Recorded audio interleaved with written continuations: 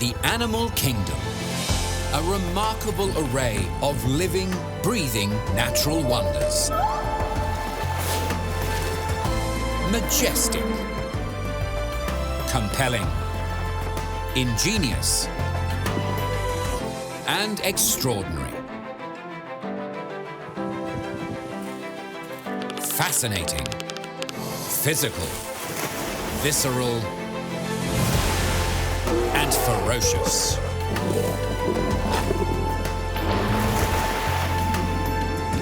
Discover their past, present, and future.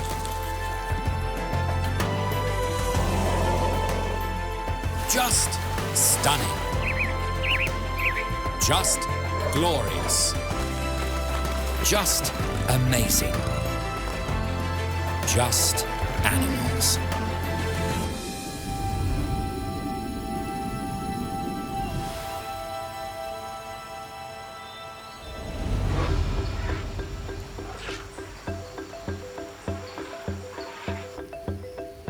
Elephants. Elephants are the largest land animals found on Earth. An impressive fact, especially as there are roughly 6.5 million terrestrial species smaller than them. Found in Africa and Asia, their towering presence is one of many striking attributes. Massive ears, sturdy legs, impressive tusks, and their famous trunk, a multi-purpose tool that can shift heavy objects, draw water, and affectionately greet family and friends. Sharing caring creatures, the entire herd helps to raise any new additions, teaching these giant babies or calves the ways of the elephant world. A world they can explore for 6 or 7 decades.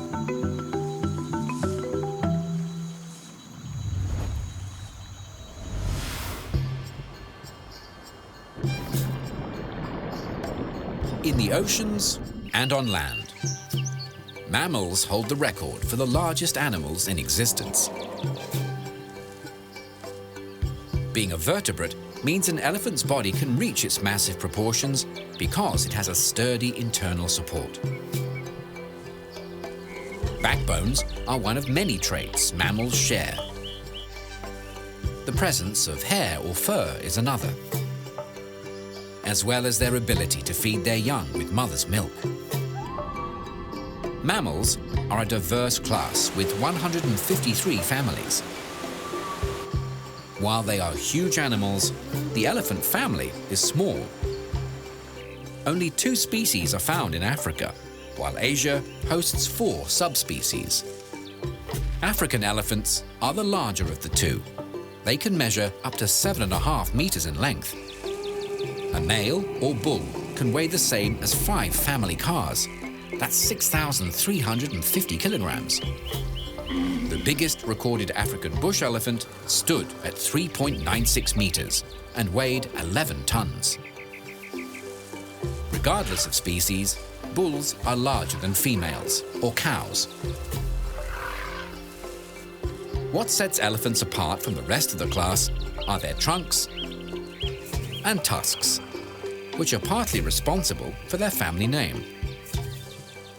The Greek word elephos means ivory or elephant. Ivory is a type of dentin, hard, dense, bony tissue under the enamel layer of a tooth, which is what tusks are, extra long incisors. On an African elephant, the average set can be 2.4 meters in length.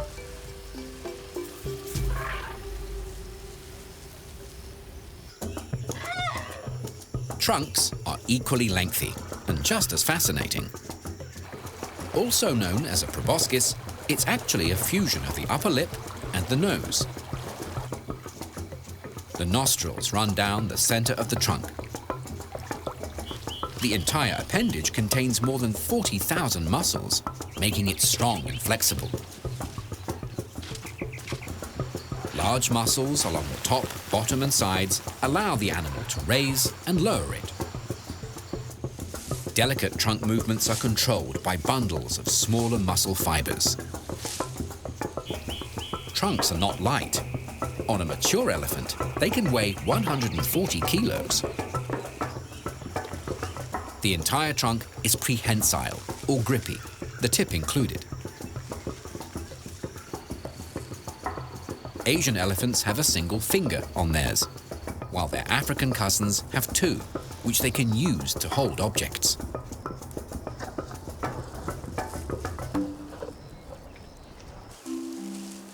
A bulky body needs a solid base. To do the job, the bones in an elephant's legs are kept in a line, creating sturdy posts. Their broad feet match the proportions of their legs, similar in width to the rim of a basketball hoop. Interestingly, researchers have noted that elephants walk on their toes. The outer toes on the front feet cushion a large proportion of the pressure, while the heels feel the least. When traveling, elephants have two speeds: a steady walk and a faster version. It's not a true run, as it has no aerial phase. These bulky animals always need to have one foot on the ground. When fast walking, elephants are able to thunder along at 40 kilometers per hour. Another unmissable feature of an elephant are their magnificent ears. The enormous flaps are not decorative. Instead, they're natural cooling systems. Firstly, they fan air over the elephant's body. Secondly, as warm blood circulates through their thin-skinned ears, it is cooled by the air outside.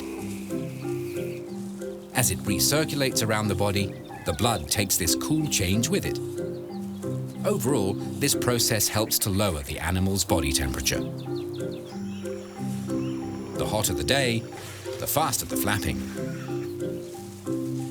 On windy days, elephants take advantage of it by holding their ears out and facing the breeze. The wrinkles in an elephant's skin also play a role in keeping these gigantic animals cool. All the folds increase the surface area of the skin and trap in moisture, slowing down the evaporation process. In times past, elephants were classified as pachyderms, a term derived from Greek words meaning thick skin.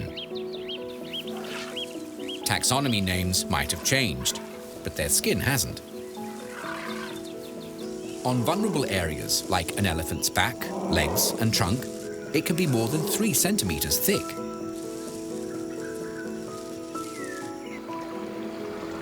Conversely, around the eyes, ears and mouth, plus chest, shoulders and belly, the skin is paper thin. What looks dry and rough is actually soft and delicate. Packed with nerve endings, their skin is extremely sensitive. It can detect landing insects and changes in their environment. When they do encounter colder conditions, elephants can handle it, due to the combination of their thick skin and a thin layer of fat below.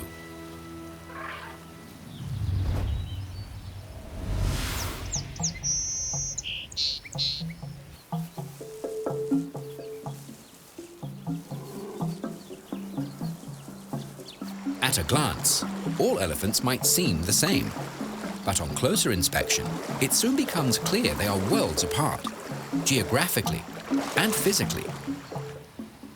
Their ears are like natural signposts. African elephants have large flaps with a striking resemblance to the African continent. The bush or savanna elephant inhabits sub-Saharan Africa, while forest elephants are found in central and western regions of the continent. Bush elephants have lighter skin and have tusks that curve outwards. On a darker-skinned forest elephant, the tusks face down. The ears on an Asian elephant also look like part of their home range. Their smaller flaps are thought to be shaped like India.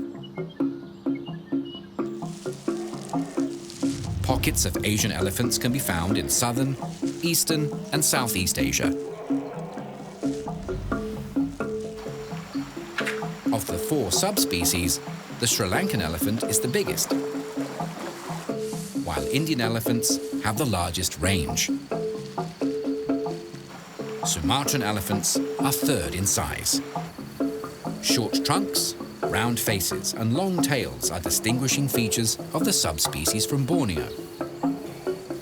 The Borneo pygmy elephant is between 10 to 30% smaller than the rest of their family.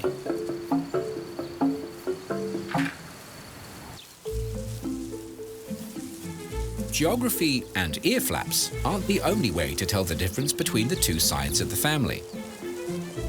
Firstly, the shape of their back. African elephants have a dip in theirs, while their Asian cousins have straight or humped spines. Next, elephants from the 2 regions show distinct head shapes. On an African species, they are full and round, while Asian elephants have a double bumped dome with a clear indent in the middle. Species from this region also have long, pointy lower lips and smoother skin. Both species are grey-black in colour, but the skin on Asian elephants can lack colour or pigmentation on their foreheads, ears, and trunks.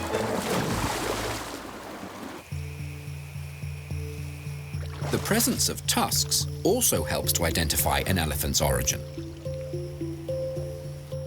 In Africa, both male and female elephants have tusks. In Asia, tusks are only seen on bulls, and not all males develop them. As for the females, approximately 50% of them grow tushes, which are like mini tusks. Tushes barely extend beyond the top lip, 5 centimeters at most, and can be seen best when the mouth is open.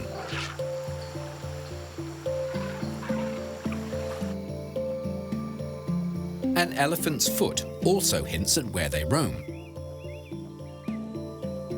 Asian elephants have 5 toenails on the front feet and 4 on the back, while their kin from Africa have 1 less on each foot. From top to bottom, these gigantic mammals show an amazing range of diversity.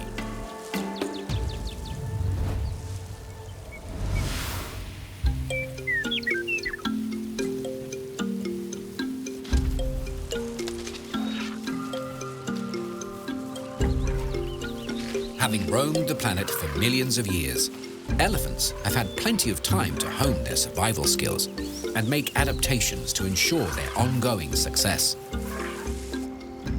Their mammoth proportions alone are an effective adaptation against predators.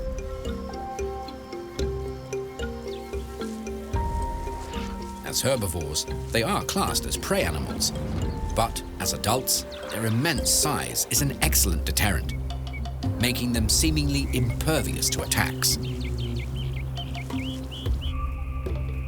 Calves are vulnerable, but the herd has them covered. Should any threats venture close by, the family encircles the youngsters, protecting them from harm.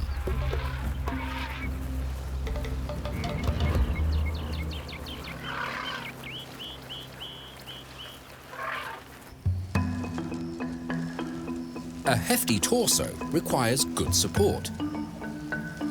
Their limbs achieve this by being positioned almost vertically under their body, like table legs. Thanks to this clever design, elephants can sleep standing up, with no risk of their legs buckling under their weight. When walking, their feet have thick, fatty pads that act like shock absorbers, cushioning every step.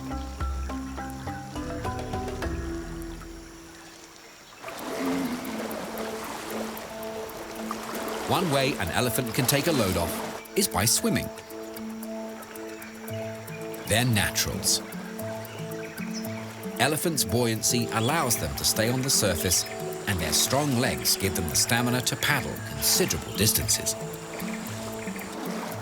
Having a natural snorkel allows them to completely submerge if needed. This is one of the many ways elephants use their trunks. Apart from breathing, smelling is another obvious function. According to research, their sense of smell is the best in the mammalian world, beating out dogs and rats. An elephant's nostrils can lead them to food, help them find a mate, and receive an early warning of any approaching predators. A thirsty elephant can detect water sources that are more than 19 kilometers away. Water and trunks go hand in hand. Elephants don't drink through them like a straw. Instead, they suck water up, then spray it into their mouths. Trunks also make excellent hoses, perfect for cooling down.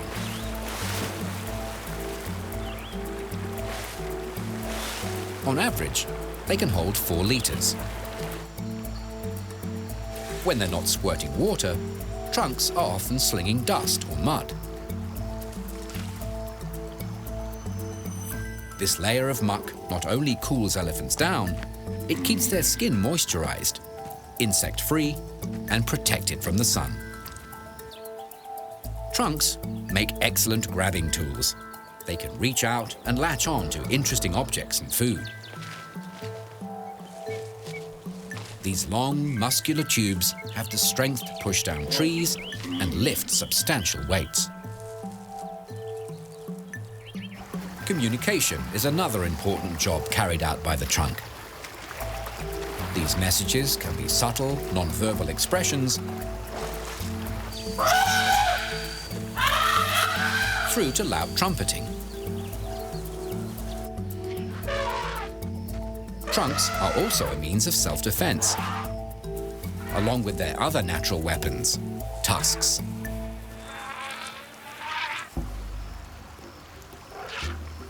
These overgrown incisors are excellent gardening tools as well, able to uproot vegetation or dig for water.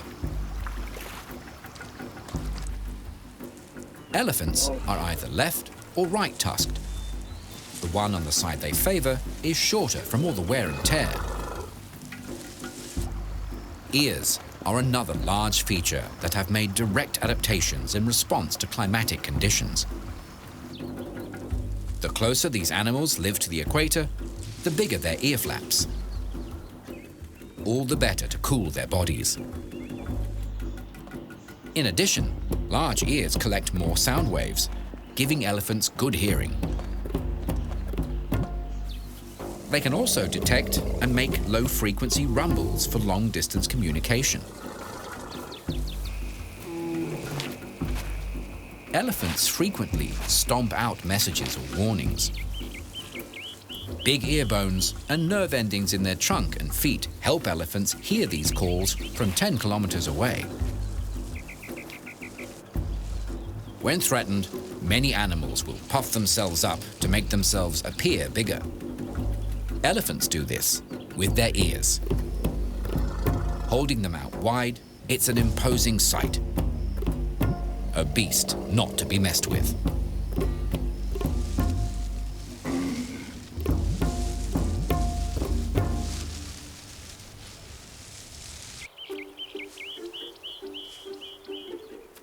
Elephants are not only impressive on the outside. Of all land mammals, they have the largest brains, weighing about 5 kilos. Their intelligence level is thought to be on par with dolphins and chimpanzees, if not better.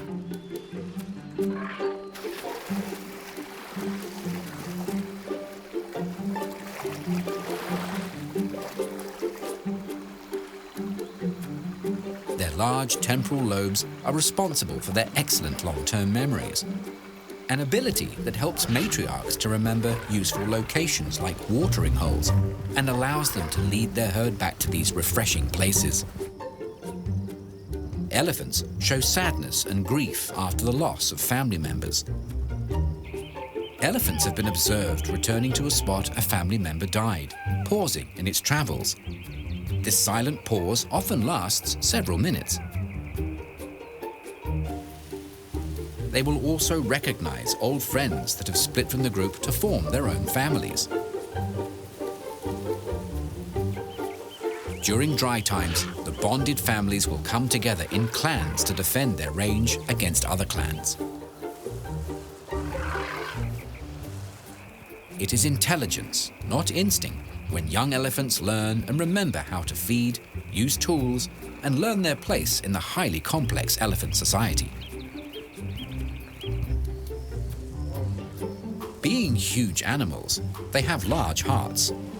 When standing, their heart rate is about 28 beats per minute, slightly lower than that of a horse.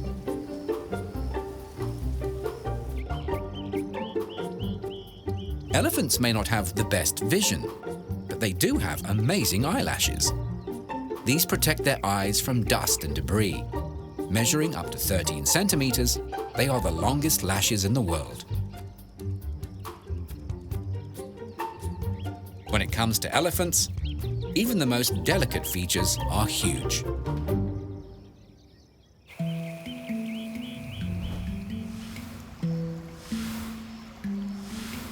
With their rugged good looks, elephants look timeless, because they are. These gigantic mammals have been strolling the planet for a few million years. Nothing in comparison to their much smaller ancestors that date back 55 to 60 million years. Found in Africa, these primitive beasts are thought to have weighed the same as a domestic cat. Over time, these semi-aquatic creatures developed a fifth, trunk-like appendage. Though small, these early mammals led to the rise of some of the largest land animals in history.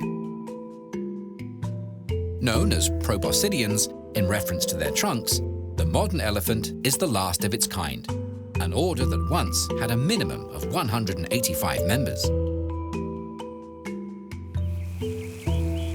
The elephant family sprang from this group, resulting in African and Asian species.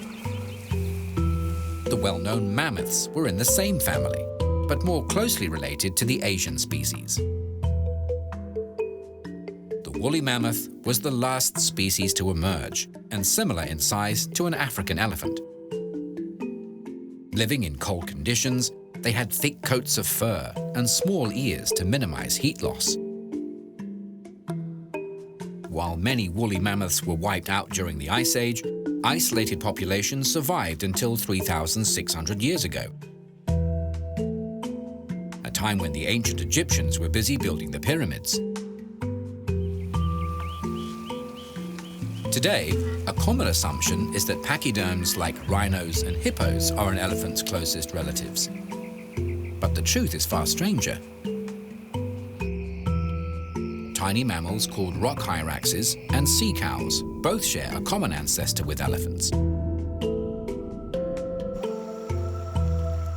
Over 50 million years, they've all gone their separate ways to become the distinct animals we recognize in the modern world.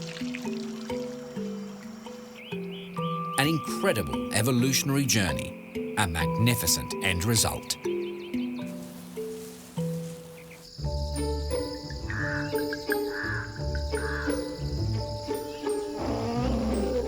Watching them interact, it's obvious from their behavior that elephants are social creatures.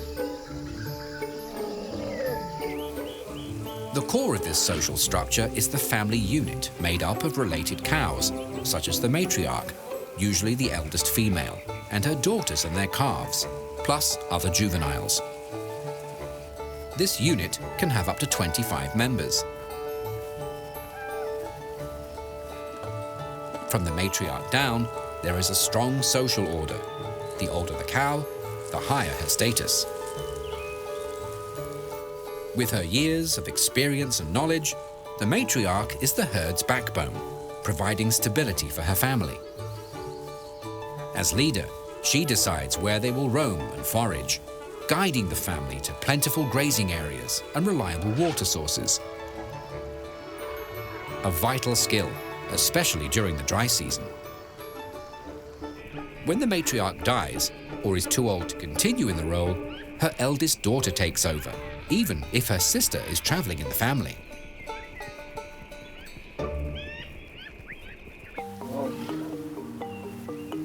Elephants are nomadic animals.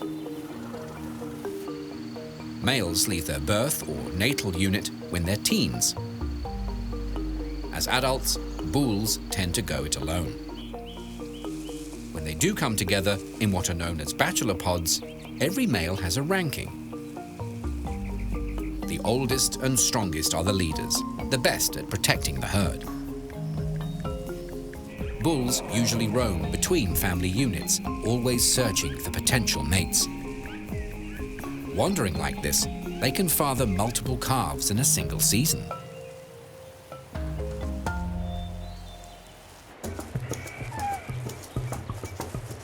To find their place on the social ladder, bulls can sometimes be seen sparring.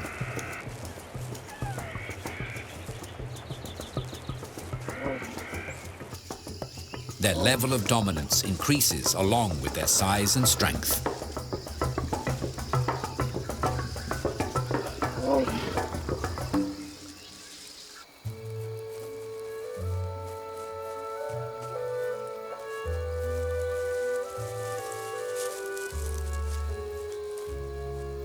These precious bundles are the top priority of the family unit.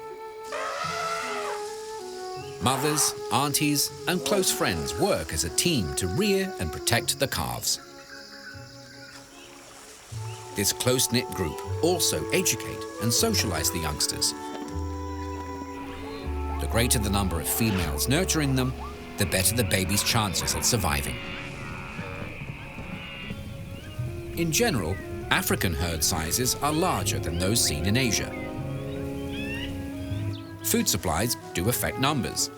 The more there is to go around, the bigger the social groups. Living in warm regions, to escape the heat of the day, elephants are crepuscular, meaning their activity levels are higher at dusk and dawn.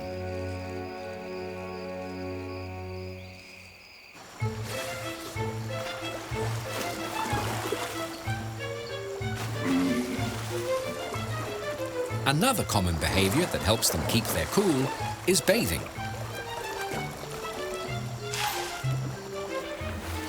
Elephants are known to be playful, especially youngsters. And where better to express this side of their personalities than in the water? Wallowing in mud is also popular. It's just as cooling and has the added benefit of protecting them from annoying insects and harsh rays. When dry, elephants can often be seen rubbing against hard surfaces, scraping away any lingering parasites.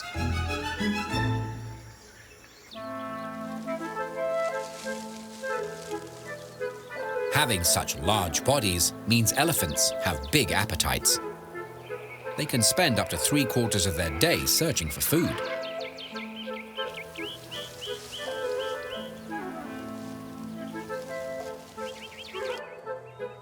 This leaves a limited amount of time for slumber. On average, they sleep for 4 hours, on their feet, or lying on their sides. At rest, or play, they're enthralling.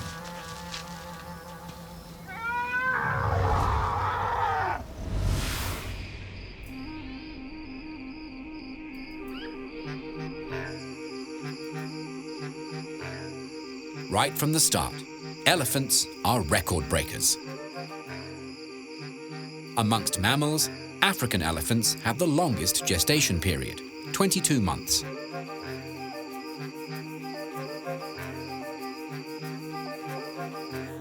Their Asian cousins have slightly shorter pregnancies. Surrounded by family, mothers give birth to a single calf. Twins are extremely rare. Delivery is a short process, and within their first hour, the baby is testing out its wobbly legs and having a drink of milk. Compared to adults, the calves are hairy. This layer of fine hairs will persist until they're a year old. Newborns can weigh 120 kilos. When they first arrive, elephant calves are about a meter tall. In relation to their gigantic mothers, they are roughly 45 times lighter.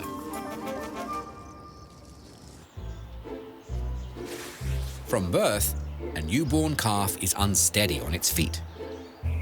It relies on its mother for support. Calves have poor eyesight at first and connect through touch, smell, and hearing. On their rich diet of mother's milk, they steadily put on weight, approximately 14 kilos a week. By the time they're 4 months old, calves begin to taste test plant material. They will, however, continue to nurse until they're 3 or 4 years of age. If a calf is going to develop tusks, they are born with a starter set. These short knobs are like milk teeth. They fall out after their first birthday. Permanent tusks become obvious a couple of years later, when they grow out beyond the lip line, and they will continue to grow throughout the animal's life. As already noted, calves have plenty of adult attention. By watching their relatives, the babies learn which plants are safe to eat and how to harvest them.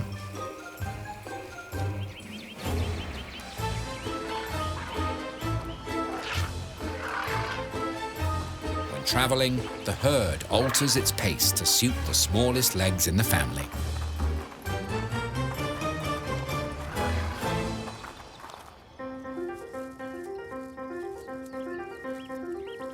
While standing and walking come quickly, the biggest challenge an elephant calf faces is mastering its trunk. Calves are born with a relatively short trunk that elongates quickly over the first few days. This rapid growth sometimes leads to the calves stepping on their own trunk. Getting it to do what is needed can be difficult.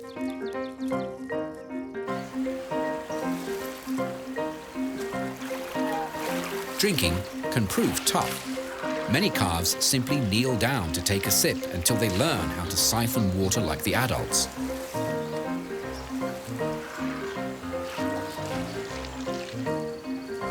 It can take these big babies 9 months to figure out how to fully control this massive facial feature.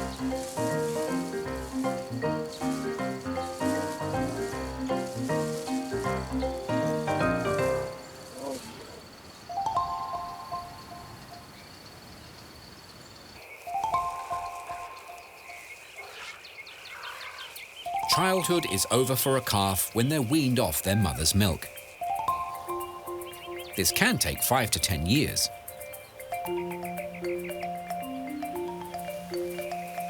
They're considered adolescents up until they turn 17.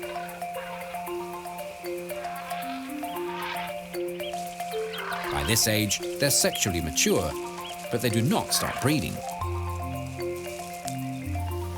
It's during this stage that young males head out and take up with other bachelors.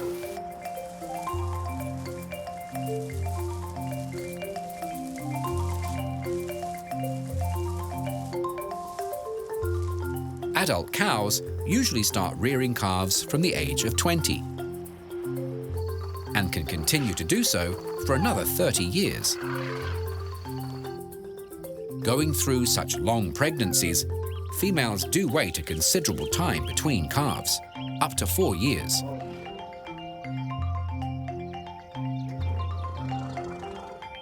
Over the course of their life, the average mother will have 4 calves. As for mature bulls, most of their time is split between searching for food and competing with their rivals for mates.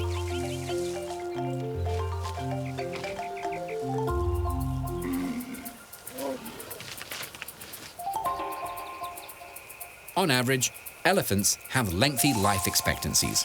60, even 70 years is not uncommon.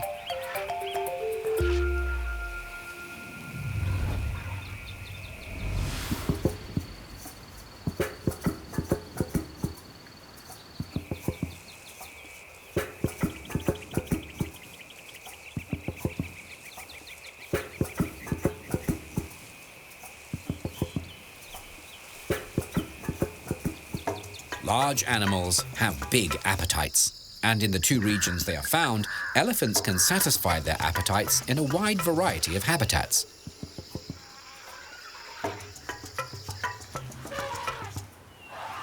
In Africa, the savanna is only one place these massive creatures forage for meals. Dense forests, woodlands,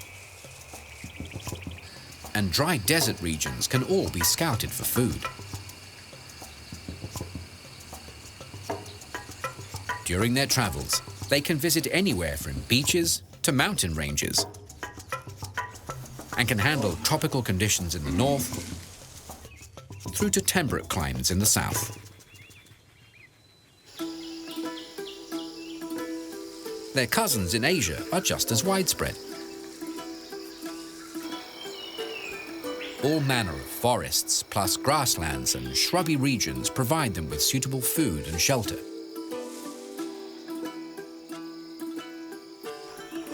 Asian elephants frequent coastal habitats, all the way up to the high slopes of the Himalayas.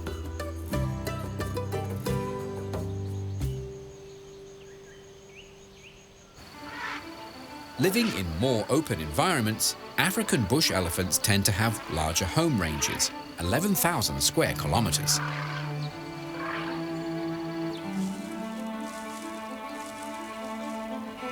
On average, these giant vegetarians spend up to 16 hours a day eating.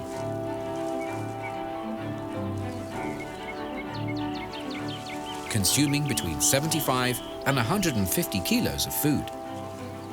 That's the equivalent of 4 or 5 bales of hay. They need to eat this much because their digestive systems aren't that effective.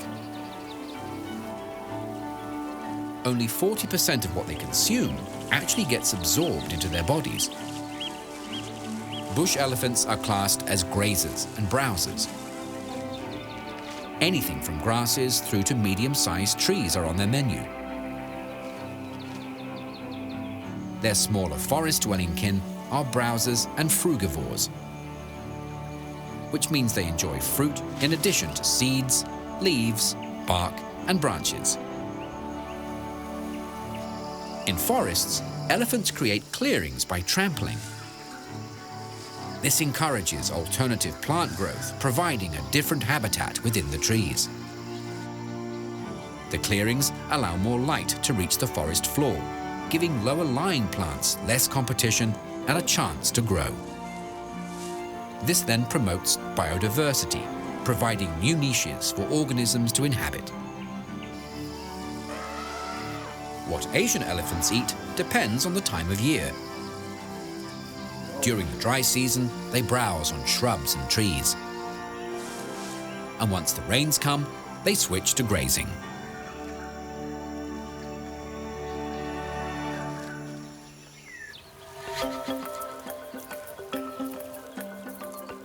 To crush up their food, elephants have 4 molars, 2 up top and 2 below. About the size of a brick, each weighs a couple of kilos. Elephants only get 6 sets of these molars to see them through their entire lives. The first set falls out at 2 to 4 years of age, and the second at 4 to 6. Consequent sets last for longer intervals, but the final set is usually in place by the early 40s and has to last for the rest of the elephant's life.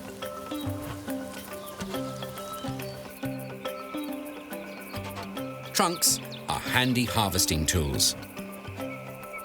The tips can delicately pluck leaves or fruit. or the whole appendage can be used to shake an entire tree. Tusks can tear into a trunk, exposing bark. Boab trees are popular targets. Their fleshy, moisture-rich trunks holding thousands of liters of water.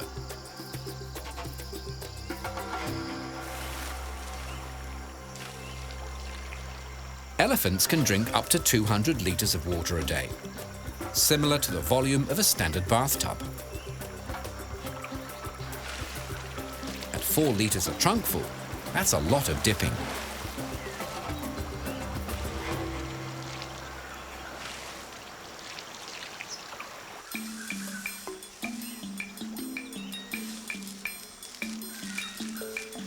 Although an elephant's intestines measure about 35 meters, as mentioned, its gut doesn't function well. And most of what passes out of them is undigested vegetation. On average, they produce 110 kilos of manure a day. They may not get much out of the dining experience, but their environment does. Apart from fertilizing their habitat as they wander along, elephants also spread seeds and promote new plant growth.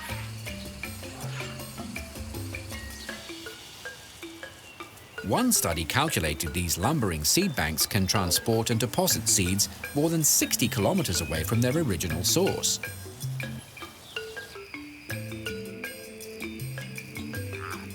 Elephant dung has other uses. For a curious lion cub, a large, smelly pat can make an interesting toy. To a dung beetle, these large deposits provide an endless feast for their larvae.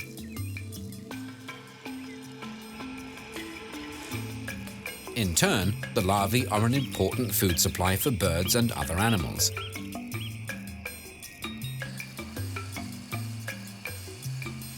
As residents in their ecosystem, elephants have their part to play in the food chain. These giants do eventually pass on, and when they do, scavengers dispose of their massive carcasses. A gruesome but vital process. In return for plentiful food supplies, nature's janitors keep the environment clean and sanitary.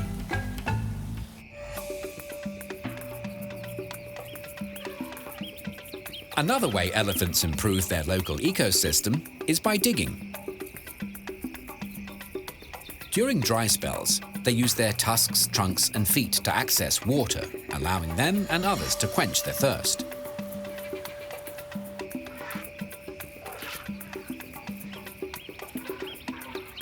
Elephants also dig for salt and minerals to supplement their diet. The holes they leave behind expose the same nutrients for smaller animals.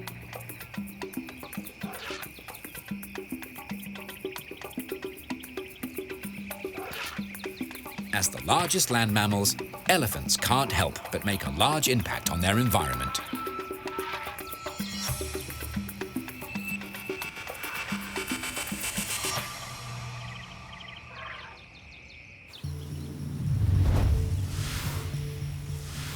Africa and Asia might be their native lands, but elephants enjoy a global fan base, and have for centuries. Traditionally, they carry deep symbolic meanings for various cultures. They represent strength, power, wisdom, longevity, stamina, leadership, and loyalty in many cultures, with emphasis on the elephant's size and exotic looks. With the head of an elephant, the popular Hindu deity Ganesha represents wisdom, intelligence, good fortune, and prosperity. Bestowing happiness and removing obstacles are two of his particular talents. In Hinduism, Airavata, the father of all elephants, represents both lightning and rainbows. In Sumatra, elephants are also associated with lightning. In Nepal, these enormous mammals have shrines dedicated to them. They are national symbols in Thailand in recognition of their longevity, strength, and stamina. In Burma, Thailand, Laos, and Cambodia, white elephants are considered sacred. A rare kind of elephant, they are not actually white, but have fair eyelashes and toenails, and are reddish-brown in color. In Thailand, all that were discovered were presented to the king. Revered as symbols of good fortune and power, only monarchs and the very rich could afford to care for them. The king, in turn, may present them to friends and allies, or in some cases to enemies, in order to burden them with the cost of caring for them. Buddhists also hold elephants in high regard. Buddha himself is said to be a white elephant reincarnated.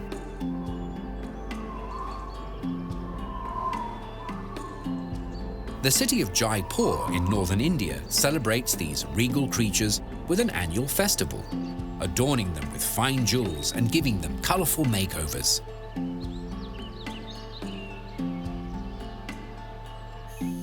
Their image is not only found in artworks and sculptures, but also in nature.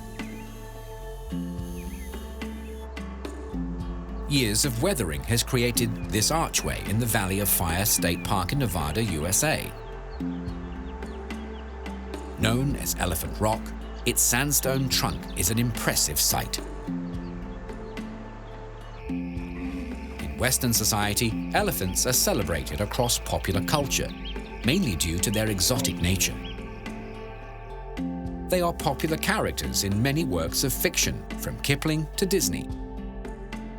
Often portrayed as having high moral values and also as dependable and strong. In US politics, the Republican Party is also known as the GOP, or Grand Old Party, and adopted the elephant as its symbol in 1874. Across many countries and cultures, in myth, religion, and even fantasy, there is no doubting the impact made by this majestic creature.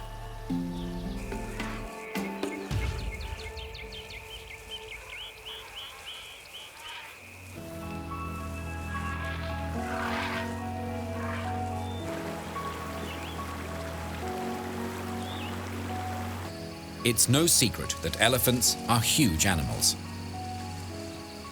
It makes sense that they need lots of room to search for food and water, and to find suitable mates. With greater amounts of land being taken up for agriculture, the amount of space available to them is not only shrinking, but also becoming highly fragmented. Loss of habitat is one big problem they all face. Another is hunting and poaching. Their tusks continue to be considered valuable despite international bans on the ivory trade. African elephants are listed as vulnerable, while their Asian relatives are in the endangered category. Their slow rate of reproduction doesn't help their cause. What can is better protection, and not just of them physically, but also of their environment.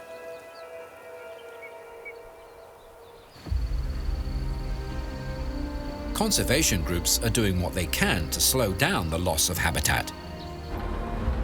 With stronger government support and more stringent protection laws, illegal poaching and ivory sales will become increasingly difficult. Education programs and alternative sources of revenue, such as work on anti-poaching teams, will hopefully reduce conflicts between elephants and their human neighbors. One tiny creature helping to minimize large unwanted visitors straying into valuable crops are bees. Elephants are afraid of them. Taking advantage of this, conservationists are installing hides close to farms to naturally deter them.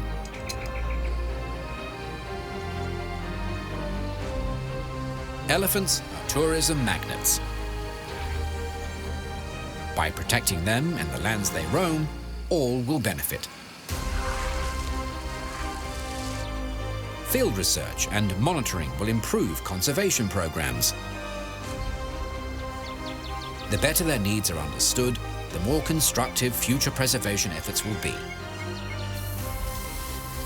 Zoos and captive breeding programs also have their place, yet again increasing public awareness and understanding. In their domains, elephants are key to the overall health and wealth of the environment. As the largest land animals on the planet, they deserve our respect, admiration, and protection.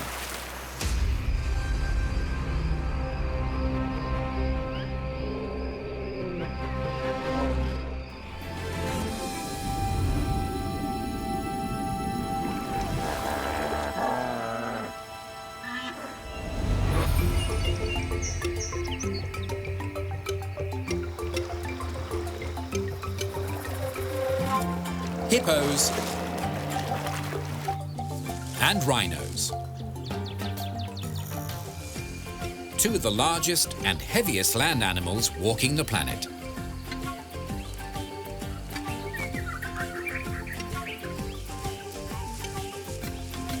While they both have thick skin, each beast has distinct features.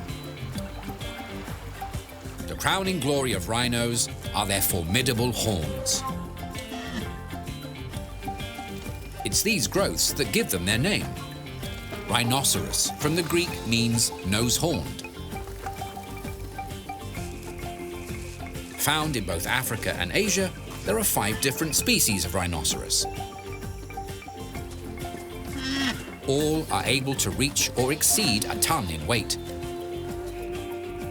On land, only elephants are bigger.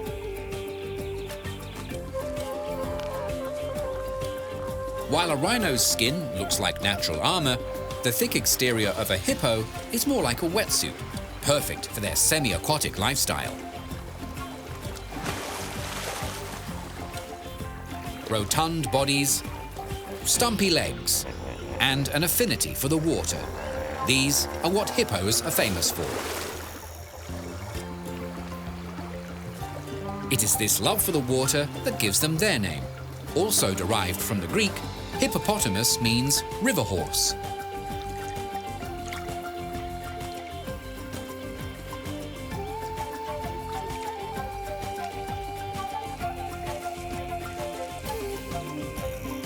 What were once grouped together as pachyderms, hippos and rhinos are now recognized for their fascinating differences.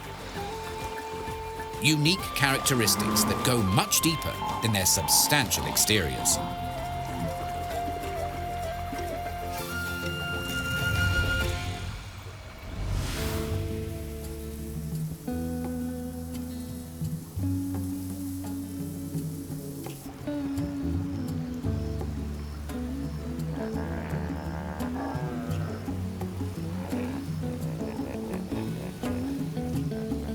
Hippos and rhinos are both ungulates, mammals with hooves.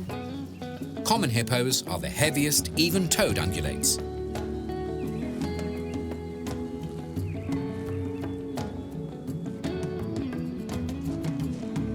Rhinos are the biggest odd-toed ungulates.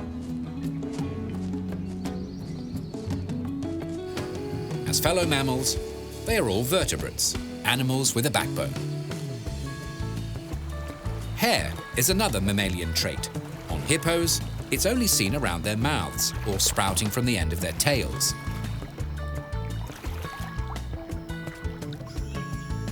Sumatran rhinos are the hairiest members of their family.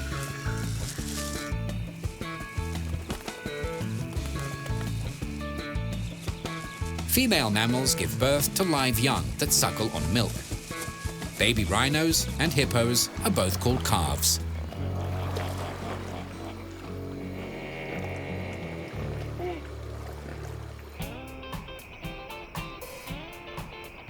In terms of classification, the two groups now diverge into different orders according to toe numbers and digestive systems. The artiodactyls, which translates to mean even toes, are a large order with 220 species. These mammals digest their food in one or more stomach chambers. Hippos branch off into a family of their own. Rhinos are perissodactyls, a comparatively small order of about 17 species. These mammals have 1 or 3 toes and break down plant materials using hindgut fermentation. The rhino family has 5 species with varying numbers of horns. Many animals have horns, but not all horns are the same. The pairs seen on a bovine, for example, have a bony core, while those adorning a rhino's snout don't. Their horns are actually made of compacted keratin, the same fibrous protein that hair and hooves are comprised of. Like hair, these daunting projections continue to grow throughout the rhino's life. Scientists have scanned rhinoceros horns and shown the cores contain calcium and melanin, which give them strength and UV protection. As the horns grow larger, they have a tendency to curve towards the animal's head, because the keratin in the front grows faster.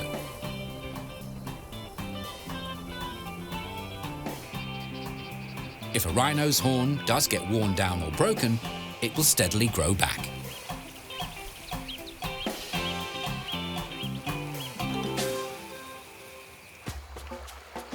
Growing is something common hippos excel at. Spending time in the water relieves their bodies from the strain of their vast size.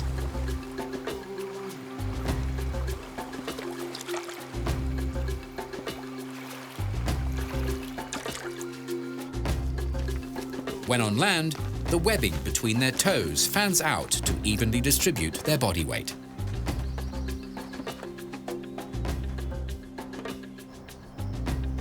The anatomy of their 4-toed feet gives hippos excellent balance, allowing them to safely waddle on dry ground.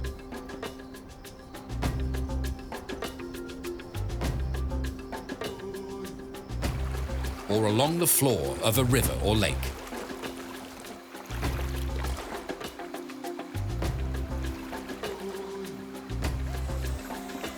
While all mammals need to breathe air through their lungs, mature hippos can hold their breath and stay submerged for 5 minutes or longer.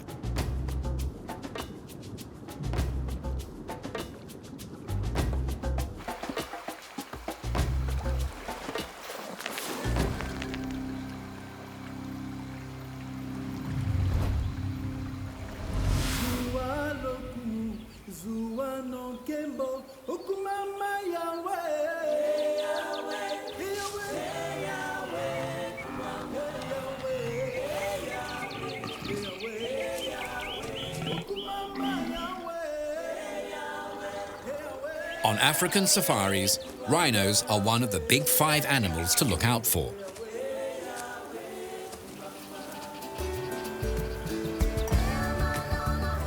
As an added bonus, this continent boasts 2 rhinoceros species.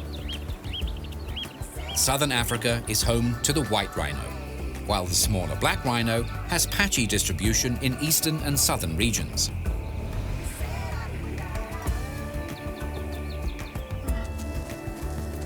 The largest member of the family is the white rhino, which bear 2 horns on their snouts. A typical male or bull can stand 180 centimeters tall at the shoulder and weigh up to 2,500 kilos. The largest on record weighed a further 2 tons. Females, known as cows, are shorter and lighter. Their maximum is 2 tons.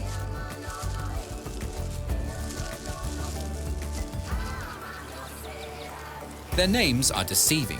Both are dark grey in colour. White rhinos are also known as square-lipped rhinos. One look at their mouths explains this. They are the perfect shape for grazing. The front horn typically measures 90 centimeters in length. On females, they can extend further. One final feature that helps white rhinos stand out are their impressive shoulder humps, a mass of muscle to support their large heads.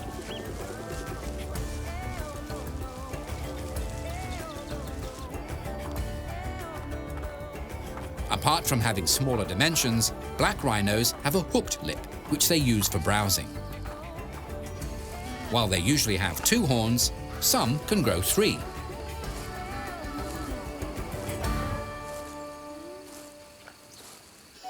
From Africa to Asia, which hosts 3 species. The greater one-horned rhino of India and Nepal, the Sumatran, which can be found in parts of Indonesia and Malaysia, and the Javan rhinoceros from Indonesia and Vietnam, considered to be one of the rarest large mammals on Earth.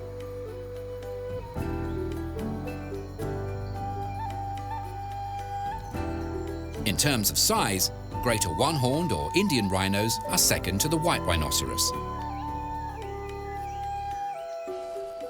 The folds in their skin have the appearance of armor plating, and the surface of their legs and shoulders are bumpy.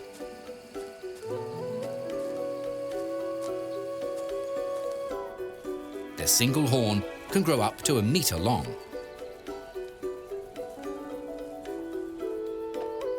Like black rhinos, their upper lip is prehensile or grippy.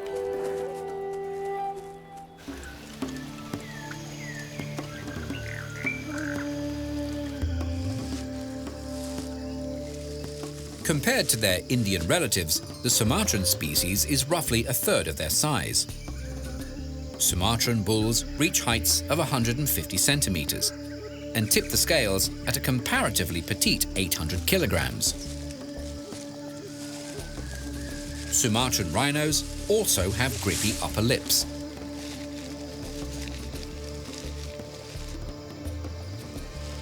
Their reddish-brown bodies have 2 prominent skin folds, one circling their necks and another behind their front legs.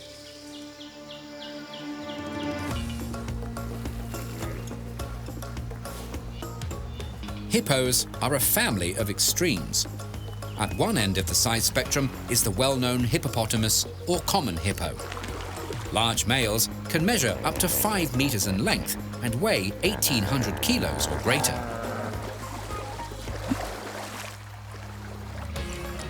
The only other species is the pygmy hippo, which are roughly half as tall and 1/4 the weight of their cousins. While they both reside in Africa, pygmies are found in the west, with commons inhabiting eastern regions south of the Sahara. Body size isn't the only factor that separates these 2 family members. Hippos live in grasslands, spending their days in clear, still water. In contrast, their rare pygmy cousins reside in humid forests. As for water conditions, the swampier, the better. Compared to common hippos, they have sleeker bodies, with smaller heads, narrower mouths, and longer legs. Overall, a better design for getting around dense vegetation. In both species, bulls are larger than cows. On average, the differences are modest, but with common hippos, males can be double the weight of the females.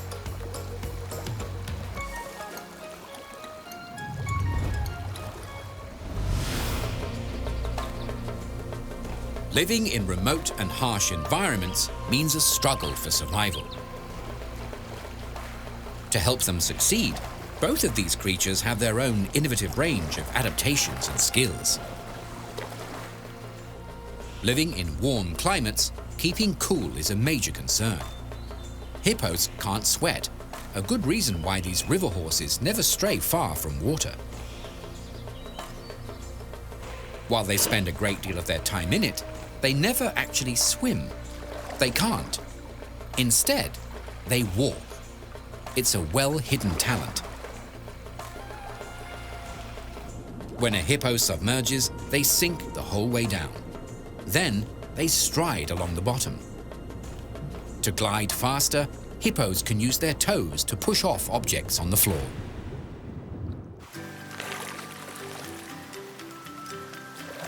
Their underwater walking skills are enhanced by their ability to hold their breath.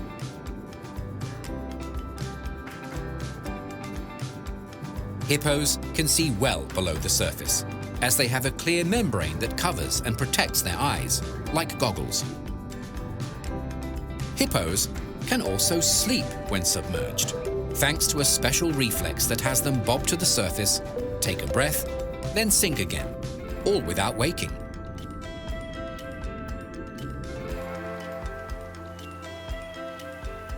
When they are conscious, hippos can enjoy long, safe soaks. Having their eyes, nostrils, and ears situated on top of their heads means they can breathe and monitor what's going on around them, while keeping the rest of their body hidden below the waterline. To remain watertight, the ears and nostrils on a hippo have muscles that pinch them shut. When they resurface, these open.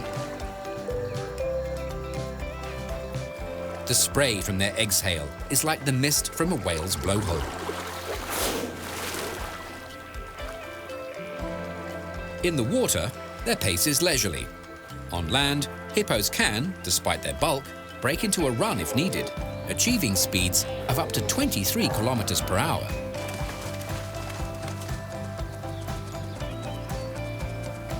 As you would expect, rhinos are faster, able to hurtle along 2 times quicker or more. They are also excellent swimmers.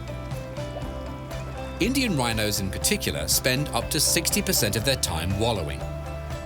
Thermoregulation is one reason. Another is skin protection.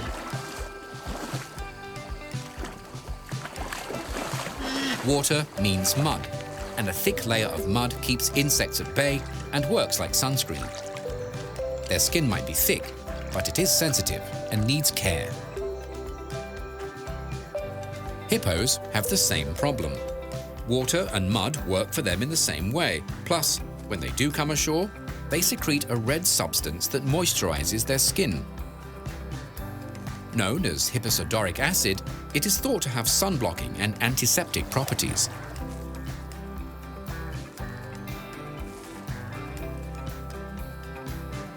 Clumps of grass can function as natural umbrellas as well. Protecting their skin is one way these animals look after themselves.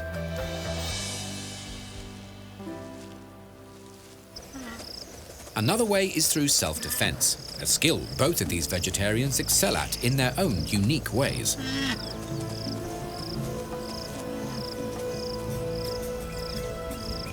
A rhino's strategy centers around their horns, backed up by their bulk.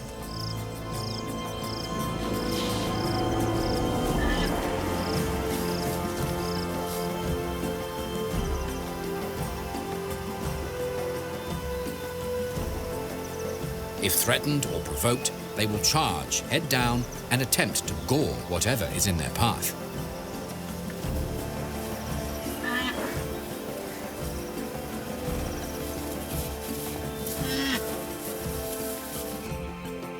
To this pair of lions, the sight of a rhino is a big incentive for them to move off. Despite the fact it has been dehorned. By humanely removing their horns, rhinos are less attractive to poachers. Eventually, this stump will regrow. For rhinos that have their horns intact, they keep their weapons in good working order by rubbing them against rough surfaces, natural sharpening tools. In comparison, hippos are armed to the teeth. What appears to be a docile creature is one of the most dangerous animals in Africa. And these are why. Sharp incisors and huge canines, which are known as tusks. Daunting weapons to keep predators and rivals at bay. Bulls have the biggest sets. Their razor-sharp tusks can measure 50 centimeters or longer. Out of all land animals, hippos have the largest teeth. Their wide mouths can swing open 180 degrees and can clamp down with one of the strongest bite forces in nature. Twice what a lion can manage.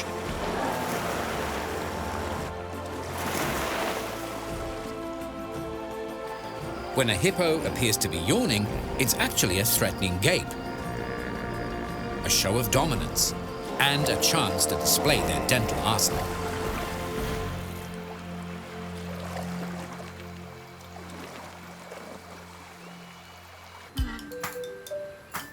While hippos have keen vision, rhinos do not. They make up for it with their other senses, like sharp hearing. Rhinos' cup-shaped ears can rotate in response to interesting noises to better absorb the information.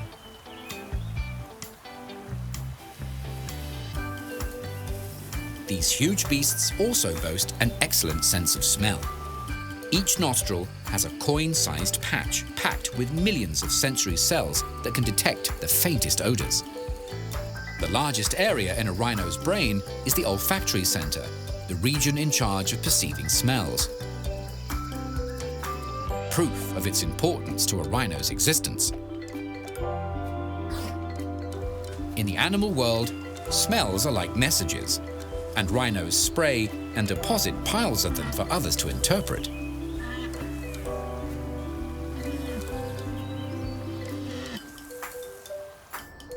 Each animal has a signature scent. Their droppings not only identify them, they also communicate their age and gender.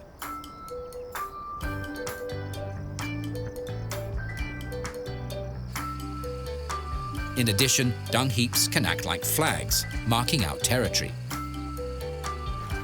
Males sometimes spin their tails to send the message farther afield. Both animals can be vocal. Snorts, honks, and roars are in a rhino's repertoire.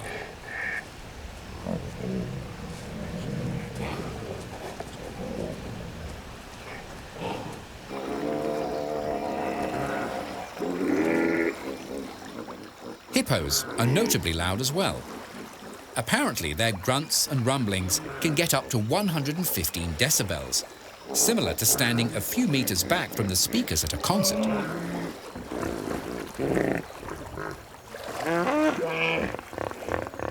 An awesome talent. Not that either of these impressive animals has a need to grandstand.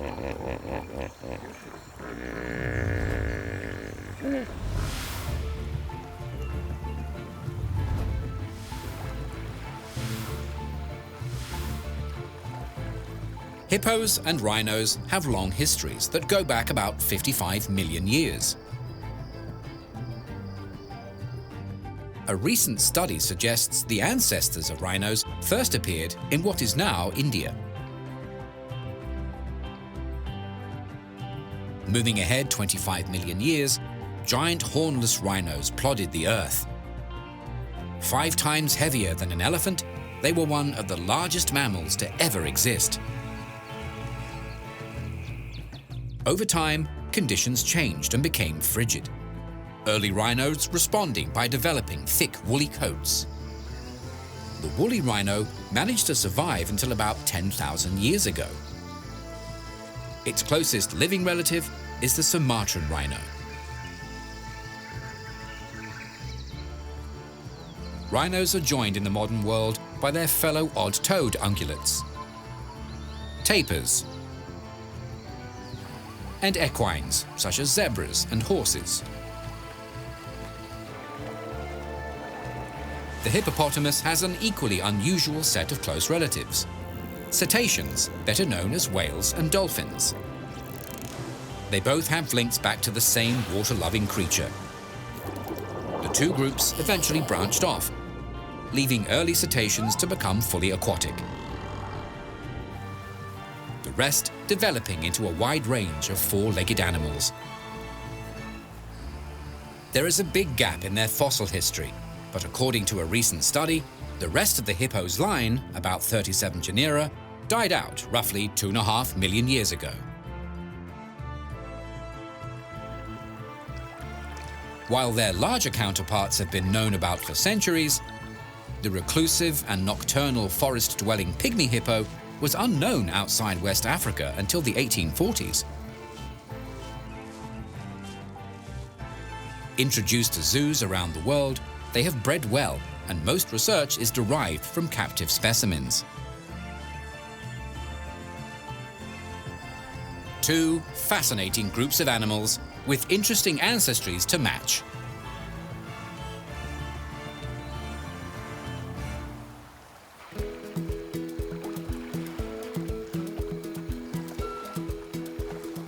On the surface, these thick-skinned beasts might seem similar, but they all display their own distinct behaviors. For example, rhinos are usually solitary creatures.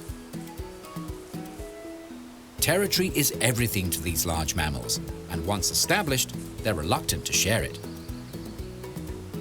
Both males and females are fiercely protective of their space.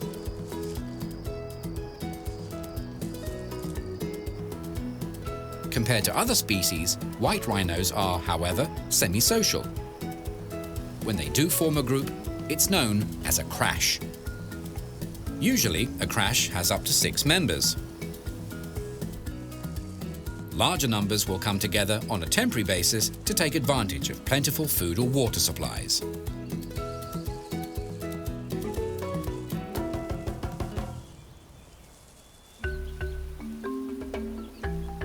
Groups of mothers and calves are often seen roaming together, especially in areas where large predators exist.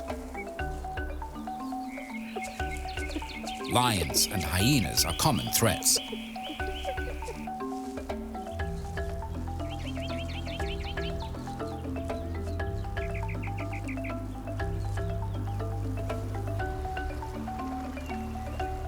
In terms of social behavior, common hippos are civil, tolerating each other's company.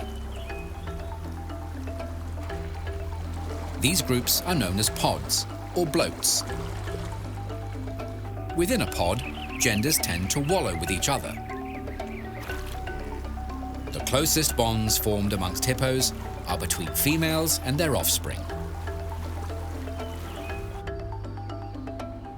When on dry land, hippos are largely independent, usually foraging alone.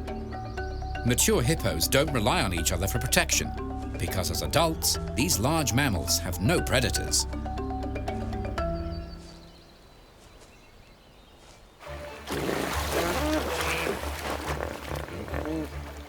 Territorial behavior only happens out in the water.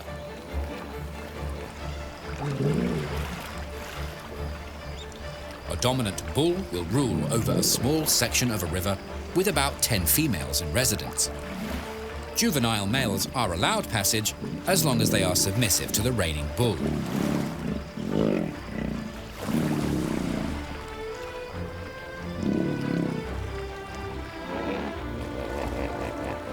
The dominant male acts as security for calves in his territory. Lions, hyenas, and crocodiles are threats to youngsters.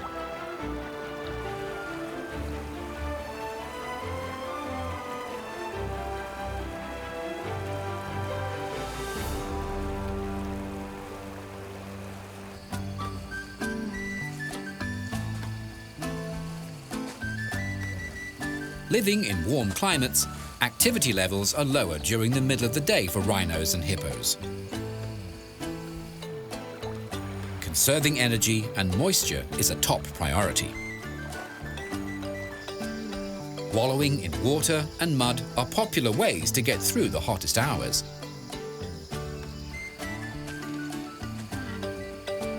For rhinos, if mud isn't available, they will dust bath instead.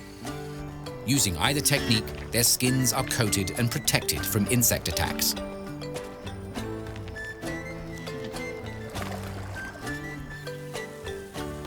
Another way these animals get rid of parasites is by forming partnerships with birds.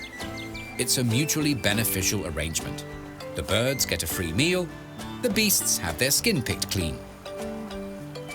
It's what's known as a symbiotic relationship.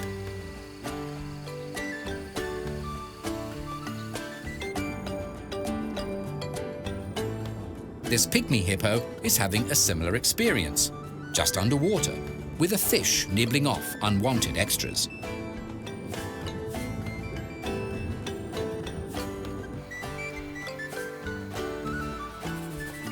Elsewhere, a bird is taking advantage of a common hippo's hospitality, using it as a roost to launch off should a meal swim by.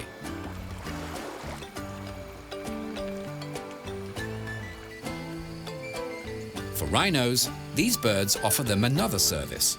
If danger approaches, their alarm calls give their host an early warning. Especially helpful to a rhinoceros with poor eyesight.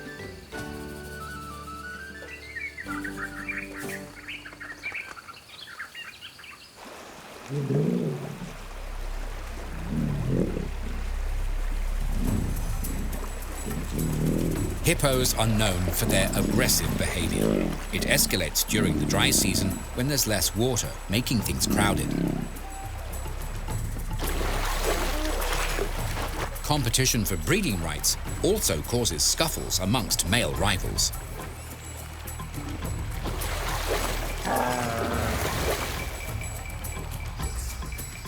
Exhausted males often retreat to small ponds to recuperate after battles. Slashes and bite marks from these tusk duels are common.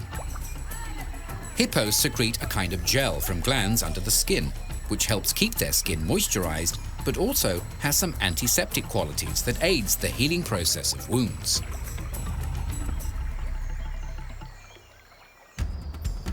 When male rhinos smell that females are receptive, the fighting starts.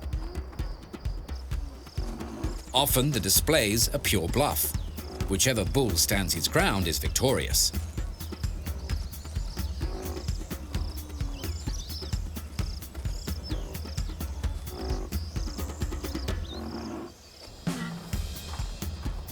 Stubborn males will follow through, clashing horns until one concedes through exhaustion or from injury.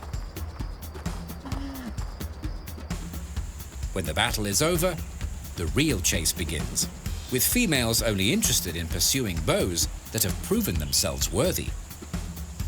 In the wild, love is a harsh battlefield.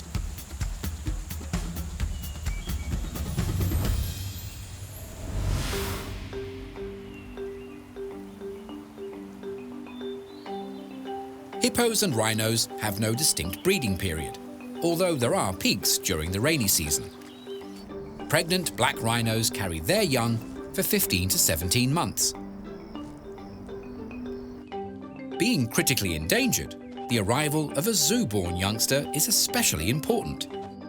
In the wild, when a mother is ready to calve, she'll find a safe, secluded place. This large, private enclosure is perfect for this new mother's needs.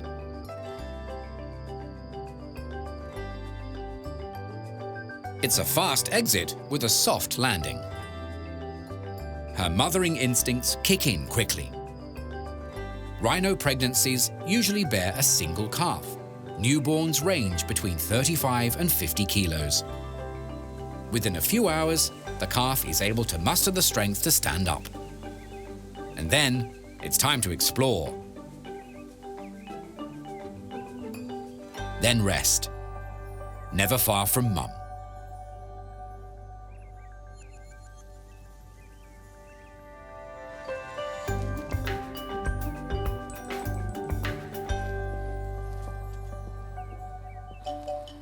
Time for this calf to stretch its legs in the wider world. Those small limbs have a lot of growing to do, but the calf is managing to keep up with her pace.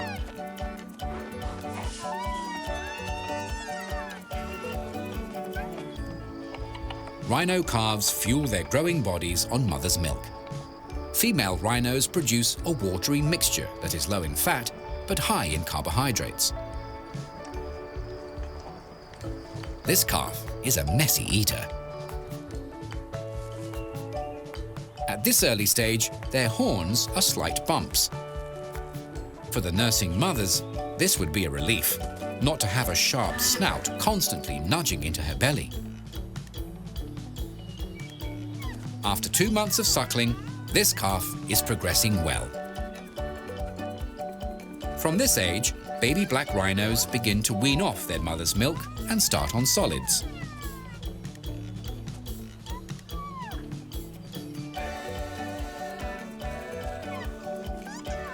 The calf seems to be sizing its nub of a horn against her impressive pair. It's a persistent thing. She patiently endures her baby's playful nudges. Mother rhinos make excellent jungle gyms for small legs to work on their climbing skills. Finally, she relents. Despite being obviously outmatched, the calf is eager for a play fight. After their duel, it's time for a well-earned browse. Then, a rematch. Another zoo-born youngster is just as playful. At 4 weeks, this little Indian rhino is a bundle of energy, especially precious with Indian rhinos being classed as endangered. On a diet of milk and greens, this baby rhino is off to a strong start.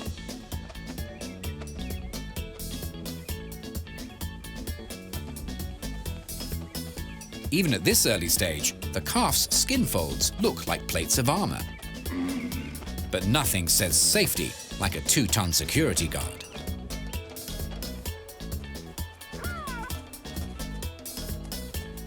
Like most babies, rhino calves stick close to their mothers. She alone teaches them the ways of the world.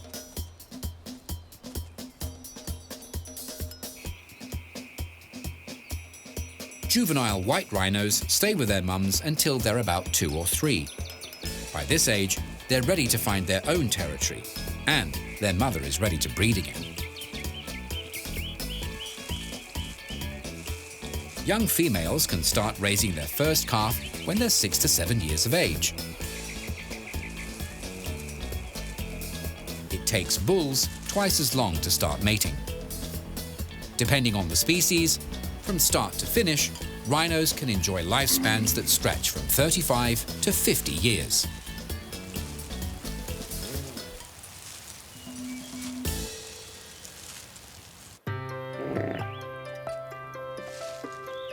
Hippo mothers can give birth on land or in the water.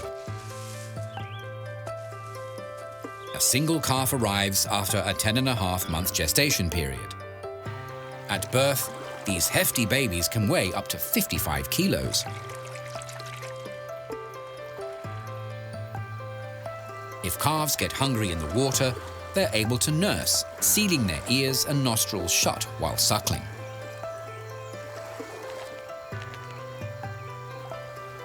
Calves and mothers enjoy a close relationship. These affectionate pairs are often seen cuddling.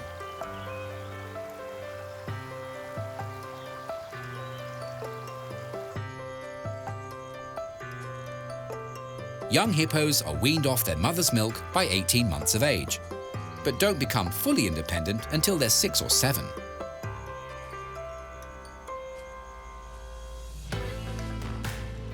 Juvenile males leave their birth pod to establish their own territory, while the girls stay with a group of females. When conditions are favorable, common hippos can survive for 40 to 50 years. A long life in the wallows.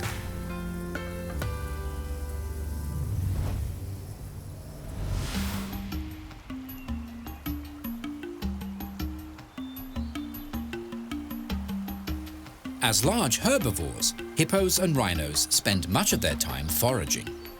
Black and Asian rhinos are browsers, using their grippy lips to grab and tear off leaves, twigs, and branches. In comparison, white rhinos are grazers. Using their wide, flat upper lips, they mow their way through their habitat. These massive vegetarians usually rove around savannas, open woodlands, and sometimes dense forests.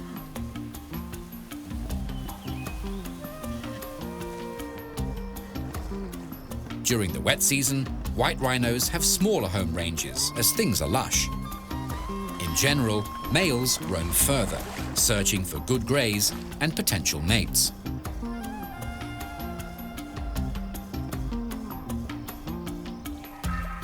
Rhinos never stray far from water as they need to drink throughout the day. During harsh times, they can go without for several days, surviving on the moisture in their food.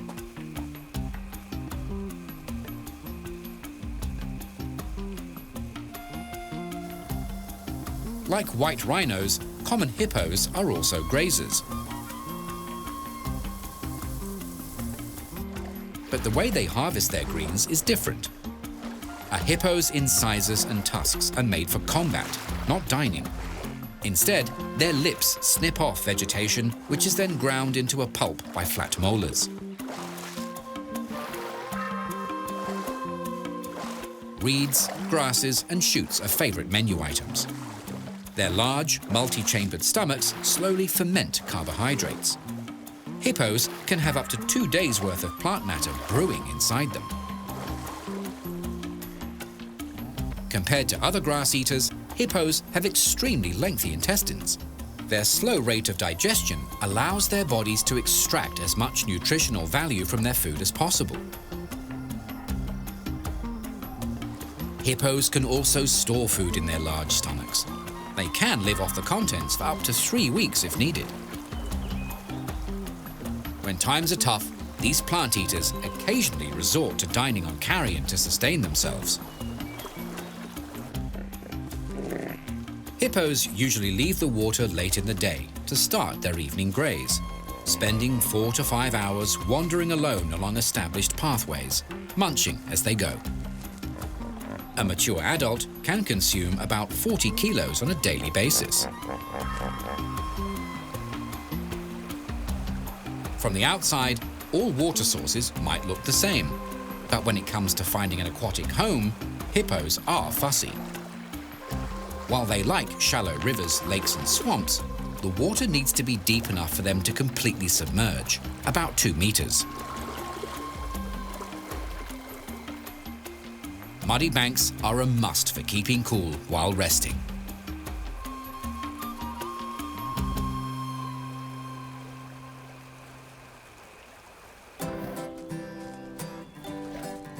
All of these mega herbivores play important roles in their environments. For example, the grazing habits of white rhinos have a twofold effect. Firstly, it increases grass biodiversity. A study has shown areas with rhinos in residence have 20 times more grazing patches available than areas without. Secondly, their constant nibbling lowers a region's fuel load.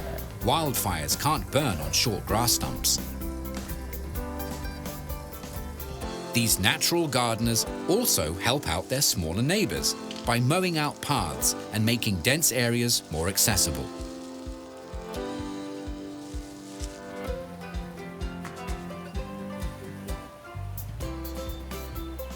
In addition, hippos are good at cutting laneways. Their heavy plodding gradually forms grooves. During the rainy season, the tracks they carve out enhance water flow and lead to the creation of additional pools.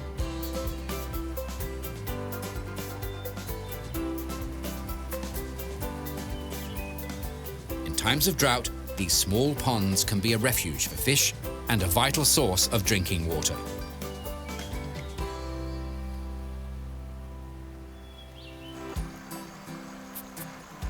Another way hippos and rhinos enrich their habitat is by making generous deposits, spreading fertilizer and seeds on their travels.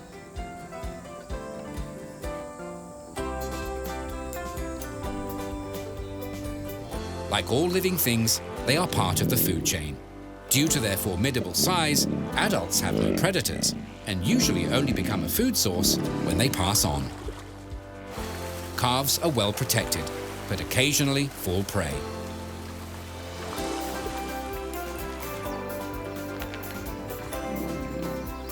Hippos and rhinos, two massive vital players in the web of life in their parts of the globe.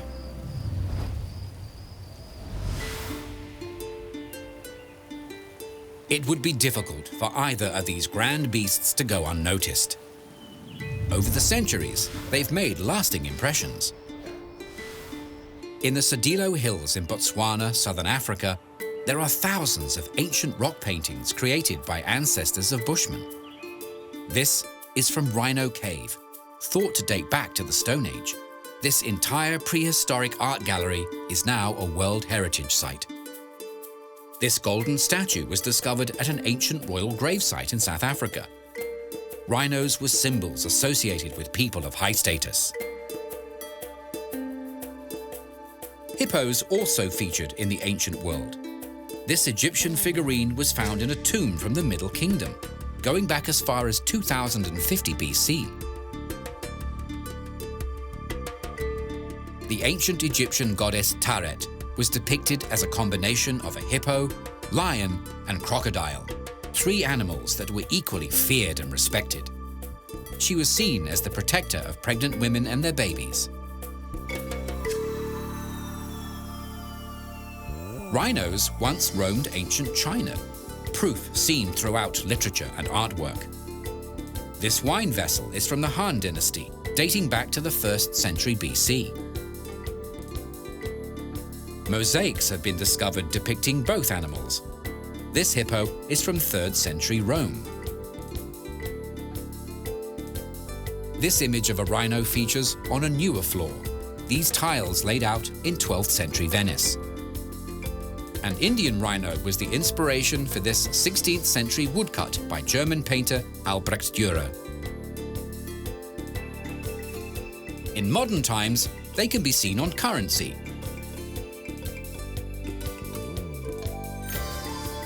and as bright stars in spectacular light shows.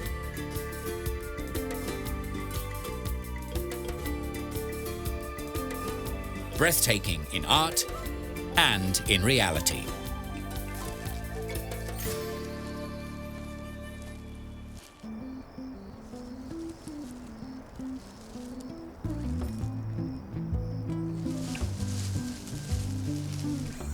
Despite the affection felt for these animals, hippos and rhinos are in trouble in the wild. Rhinos have been targeted for centuries due to the supposed and unproven medicinal powers of their horns.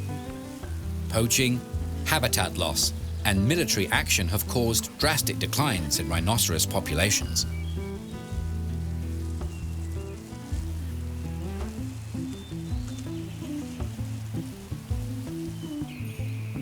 Dehorning programs have reduced poaching rates, but haven't stopped them completely.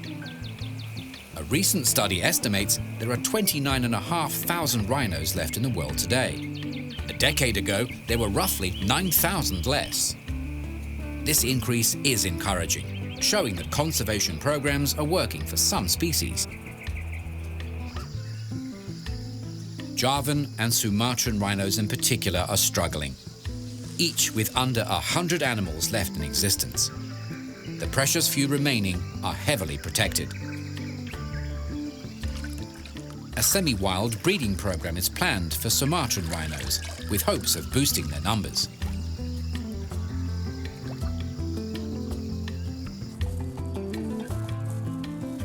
Indian, black, and southern white rhinos have all managed to bounce back from the brink of extinction.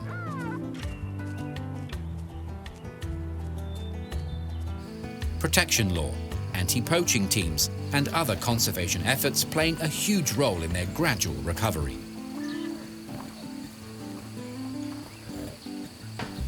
Sadly, the plight of northern white rhinos in war-torn regions went unchecked, and recovery efforts were impossible for this subspecies. As of 2018, only 2 elderly females remain, both in captivity. They are basically considered to be extinct.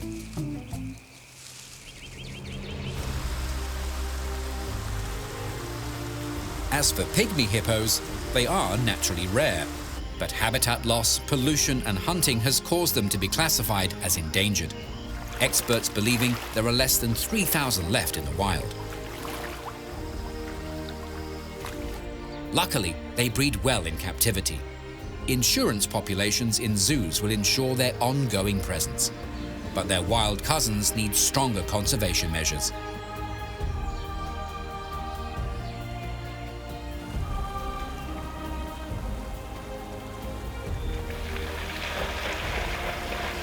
Common hippos are in a better position, although their numbers are still in decline.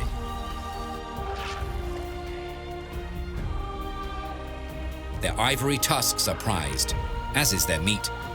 Classified as vulnerable, estimates have up to 150,000 wild hippos left. As hippos rely on bodies of fresh water, drought conditions also pose problems for them. Better conservation of their habitat and stronger protection laws would greatly improve the future of the common hippo. Hippos and rhinos, some of the largest animals left roaming the planet. With our help, these magnificent beasts will hopefully prevail for generations to come.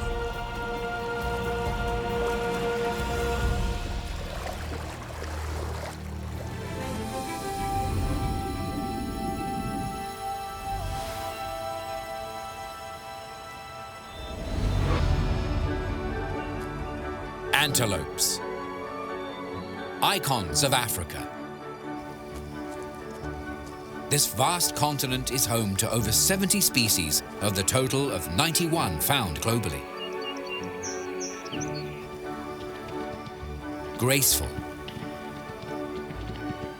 agile, elegant.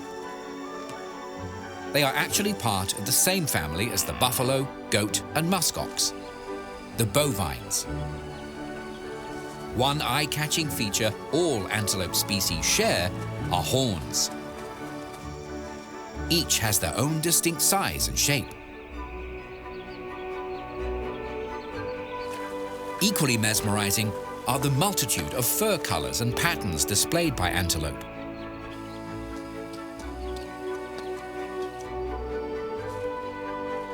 Grazers and browsers, a wide variety of habitats can support antelope herds. Anything from grasslands, harsh desert regions, through to lush wetlands. Antelopes are known for their effortless bounding. Equally known for their stamina, exemplified by the annual Great Migration of wildebeest. This natural spectacular is an international tourist drawcard. Standing solo or as part of a herd, antelopes are strong, elegant, striking creatures.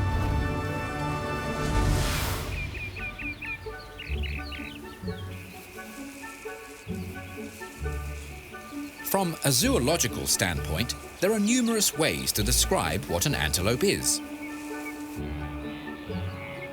Firstly, they are classed as mammals.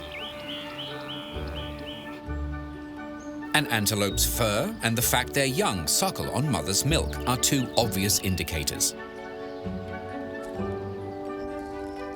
Next down the taxonomic ladder, antelopes belong to the artiodactyls, better known as even-toed ungulates, the fifth largest order of mammals. Ungulates are herbivores, animals that eat plant material. They are a diverse group made up of 10 families. One is the bovines, animals that have been around for 20 million years.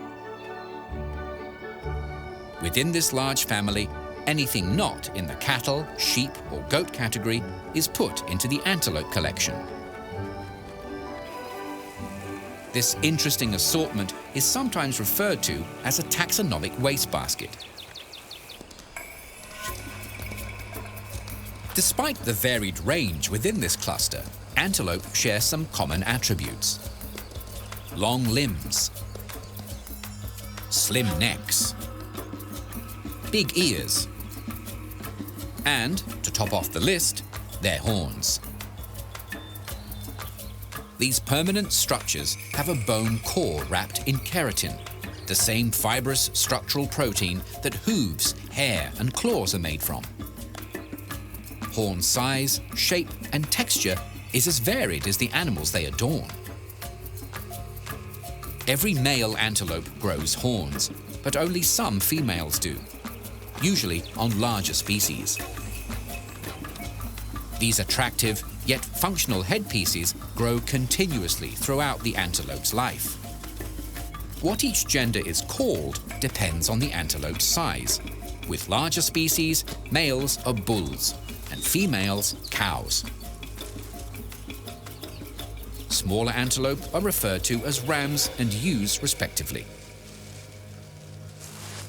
Like their relatives in the bovine family, all antelopes are ruminants. Simply put, they are ungulates that chew their cud.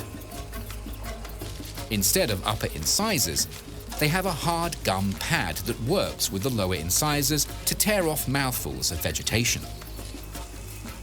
Coat-wise, the majority of antelope have short, dense fur in various earthy shades, with pale bellies. Wherever they roam, antelope herds are a stunning addition to the natural landscape.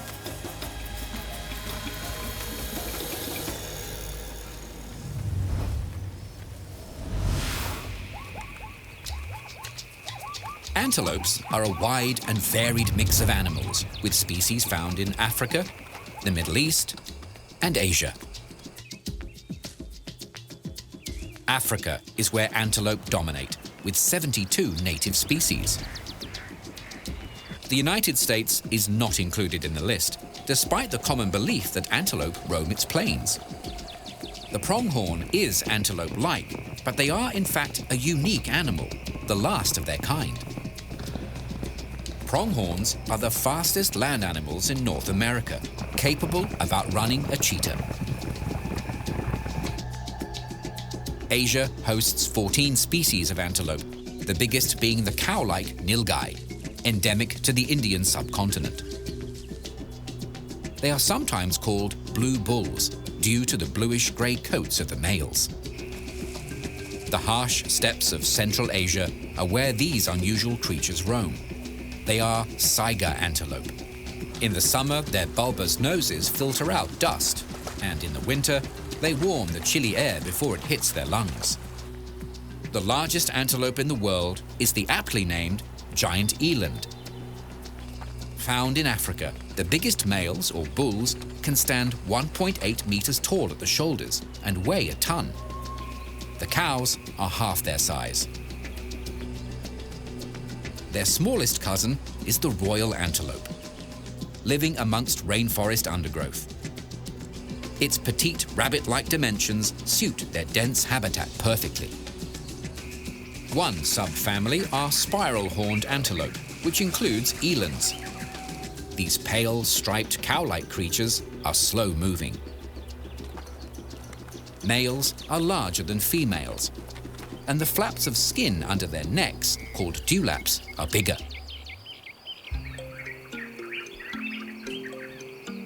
Kudus are another spiral-horned species.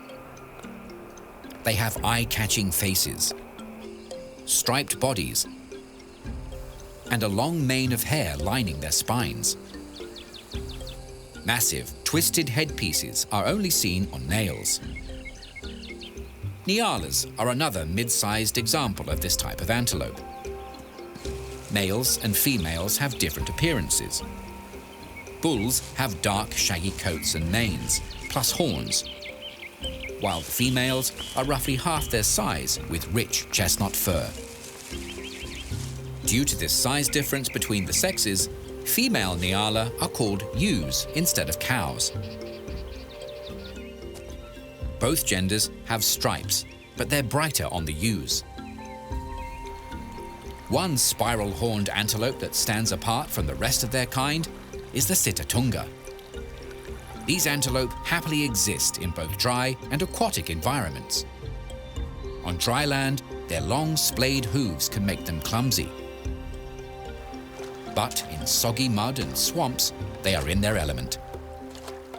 This natural affinity with sodden environments is the obvious reason why they're also known as marsh bucks.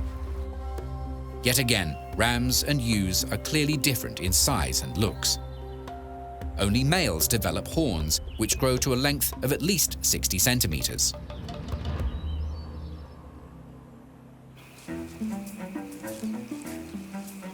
The Antelopes are another subfamily, sometimes referred to as true antelopes. South Africa's springboks are one of the best-known members of this group. They're a small mammal that weighs between 30 and 45 kilos. Both genders have horns. They're longer on the rams. A springbok's high profile comes from their agility. These graceful creatures are capable of fast speeds, 80 to 90 kilometers per hour when needed, and high leaps, springing up to 4 meters. Another true antelope is the Thompson's gazelle. Nicknamed Tommies, they are the most common gazelle in East Africa. Their rear ends have a distinctive white patch. These gazelles develop horns, which are ringed.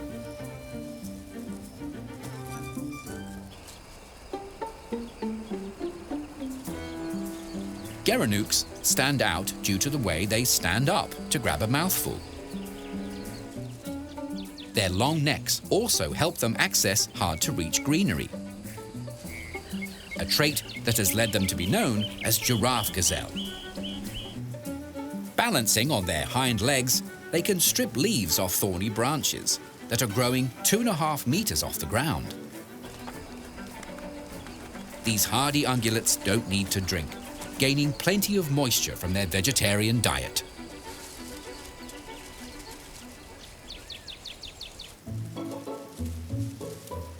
At the other end of the true antelope spectrum is the petite steenbok.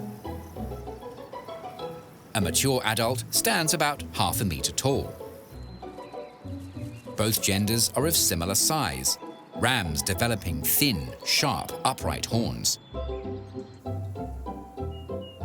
While the rest of their features are dainty, their ears are not. Looks are not high on their priority list. Survival is. And their excellent hearing gives steenboks the edge they need to avoid hungry predators.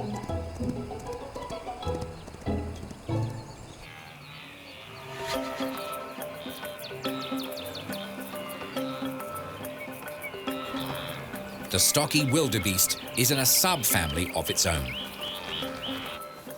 Also called gnus, the largest of the two species are blue wildebeest. They can stand up to 1.4 meters tall at the shoulders and, at a maximum, tip the scales at 275 kilos. Crowning their long, rectangular faces are a stocky set of horns. Both genders develop these. In addition, blue wildebeest have darkly striped bodies, flowing beards and manes, and long tails.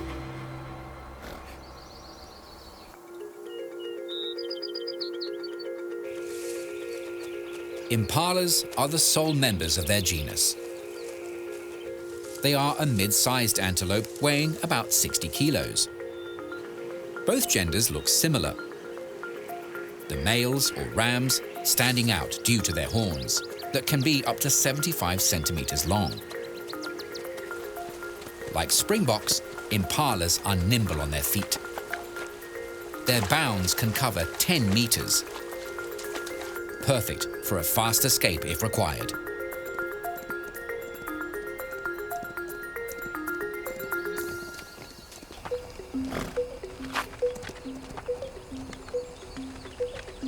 Oryx are a hardy type of large antelope that manage to dwell in harsh, arid plains. Adults can weigh up to 175 kilos. In medieval times, the natural spears sprouting from their heads were sold as unicorn horns in England. While they are not magical, their horns come in handy as weapons of self-defense should predators, such as lions or leopards, attack.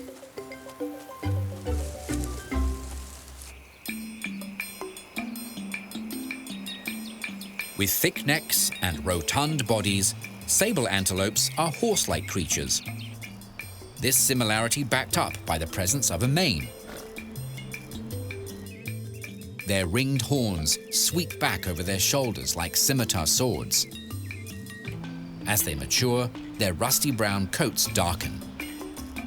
Fully grown adults can weigh up to a quarter ton.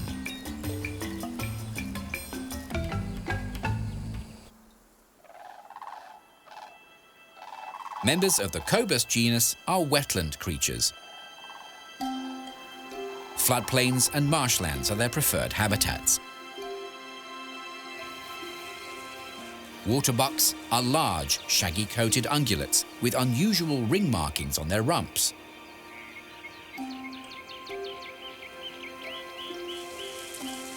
The cows are smaller than the bulls, which have large, forward-curving horns.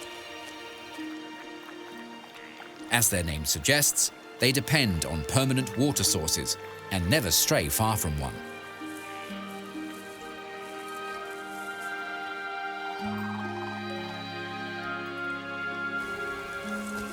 Lechwes are another member of the Cobus group, a medium-sized antelope. Lechwes are good swimmers, and it's not unusual for them to graze in shoulder-deep water.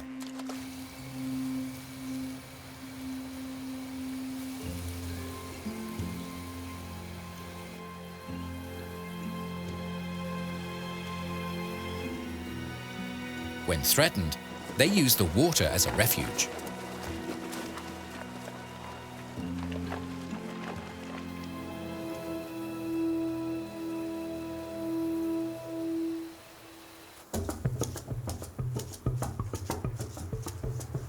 From wetlands to the bush, where these dainty creatures reside. Dik-diks are one of the smallest antelope. Adults weighing between 3 and 6 kilograms, similar to a house cat.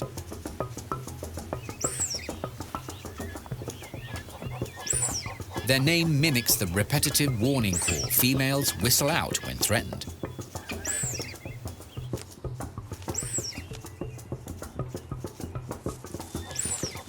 With such a diverse range of species inhabiting this one continent, Africa is the antelope capital of the world.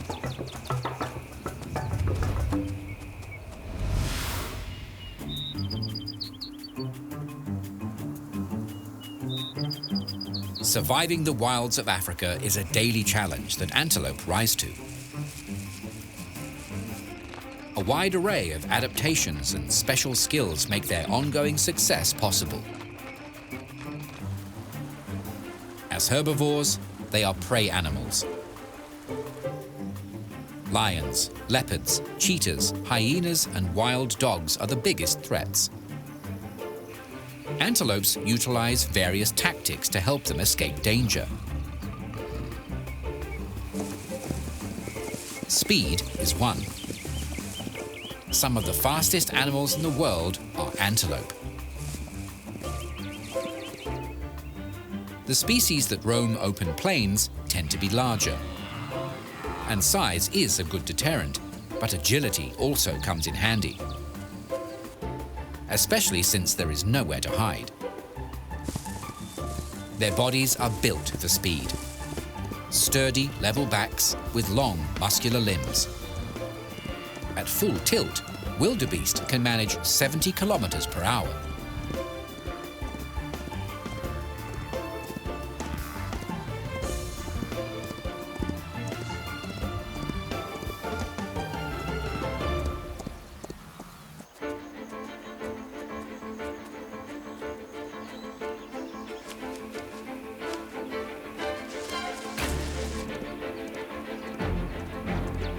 In addition, antelope have endurance. Predators like cheetahs are sprinters, but their speed only lasts for short bursts.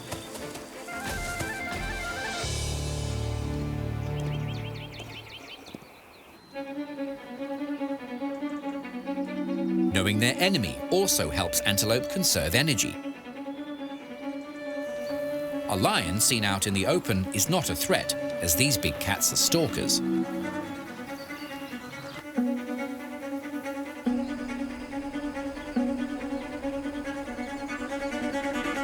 The sight of a distant cheetah is more cause to flee because of their sprinting abilities. Smaller antelopes can take cover in vegetation. Larger species rely on the herd for security. A greater number of eyes and ears means better safety. To protect their youngsters, herding antelope will often circle around them. Natural camouflage is another way antelope avoid unwanted attention. Each species has a coat to suit their environment, earthy tones that allow them to blend in. Fur patterns improve their stealth. Many antelope have bright vertical stripes decorating their bodies. While attractive, they have a sneakier purpose. They are thought to distort the animal's outline, confusing predators. A similar visual trick is achieved by the fur colors on their backs and bellies. Their dark backs absorb sunlight streaming down, while pale belly fur reflects it, reducing the contrast between the top and bottom halves, making it easier for the antelope to meld with its surroundings.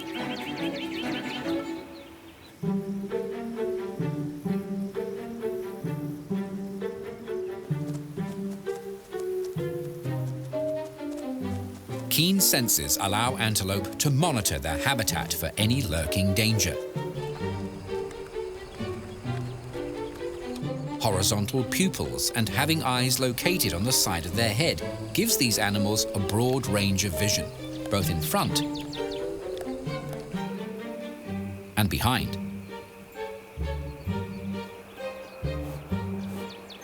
In addition, their sensitive noses and ears are always on the alert, picking up evidence of any potential threats.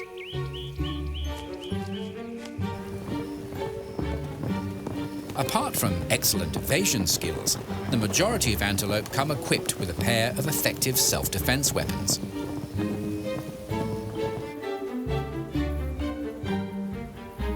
The horns on large herding species are usually more substantial, as the males use them to battle for breeding rights.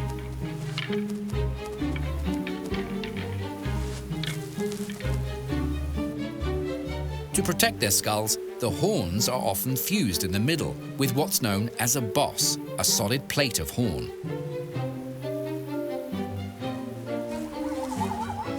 When males clash horns, these duels appear dangerous. But this ritualistic behavior is actually about showing dominance. This pair of rival cobs are creating a dust cloud as they try to overpower each other.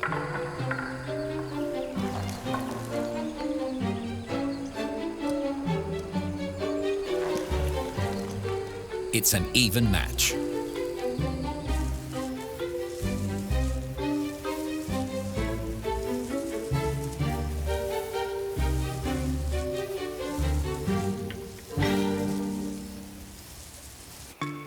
Waterbucks have an unusual form of self-defense.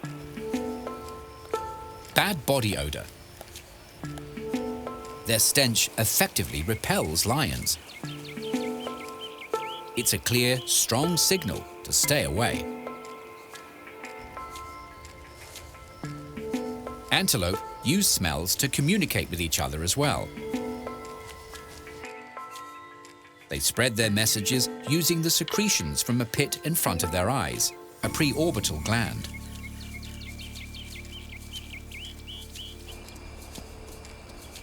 Other scent glands exist on their knees and between the split in their hooves.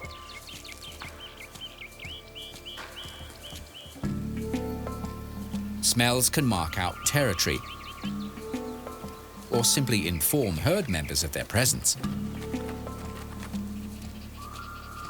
As they wander through their range, antelope wipe their scent-marking tools on vegetation, tree trunks, and rocks. Different environments require adaptations to natural footwear. While all antelope have cloven or split hooves, some have specialized modifications to make the going easier in their local terrain. Tiny klipspringers have small, round hooves with rubbery pads for extra grip in their rocky habitats.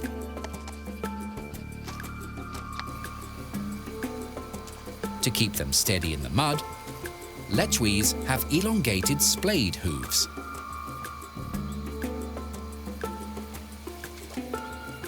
The legs of these wetland antelope have another special adaptation.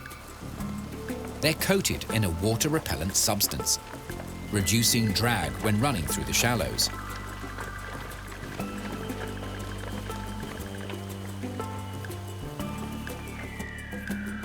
Using adaptations and skills like these, generations of antelope have carved out niches for themselves and flourished.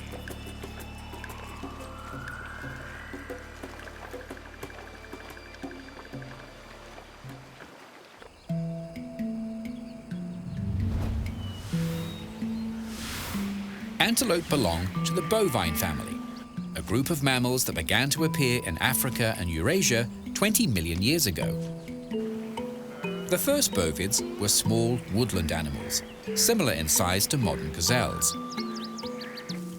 As a group, antelope have found great success in Africa, but they're thought to be relatively new arrivals to the continent. 15 million years ago, when land masses were in motion, Eurasia collided with Africa. Antelope disembarked and began to diversify.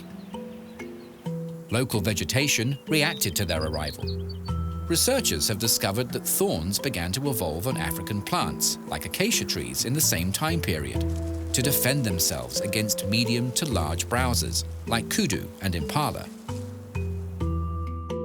Ancient cousins of the wildebeest roamed Kenya's savannas up until 55,000 years ago.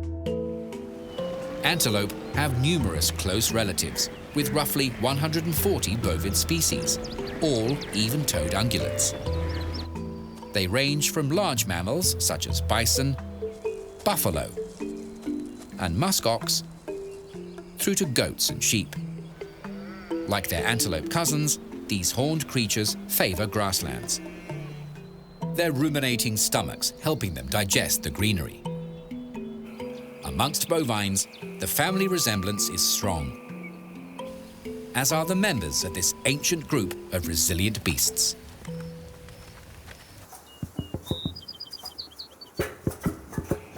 Antelope are fascinating to observe.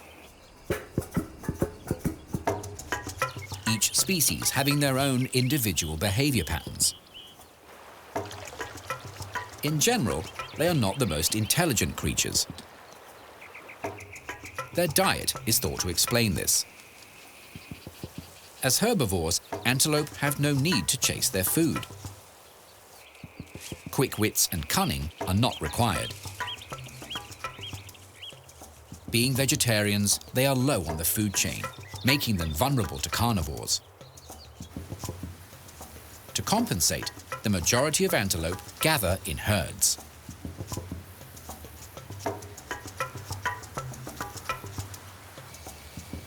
One thing they instinctively understand is the concept of safety in numbers. How social they are usually depends on size. Smaller forest antelope, such as duikers, tend to be shy, solitary creatures.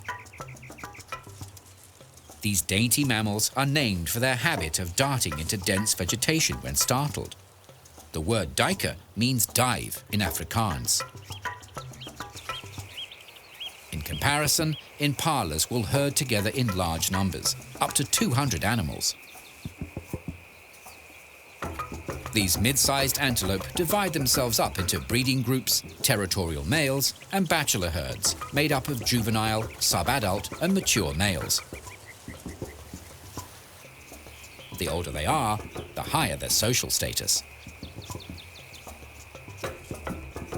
The rams are highly territorial, and when threatening postures don't work, fights break out to settle dominance issues.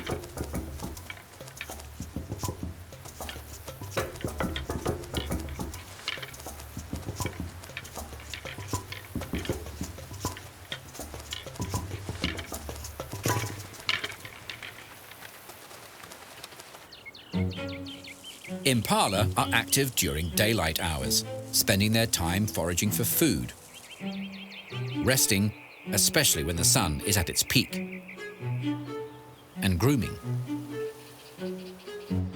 Impalas have an unusual habit of mutual grooming. They are the only ungulates that display this kind of behavior. Known as allogrooming, impala use their teeth to search through each other's fur to remove parasites like ticks. Communication between impalas can be through sounds, smells, and body language. One particular way they talk to each other is via tongue flashing. By sticking their tongues out, they can attract a female or tell a rival to back away.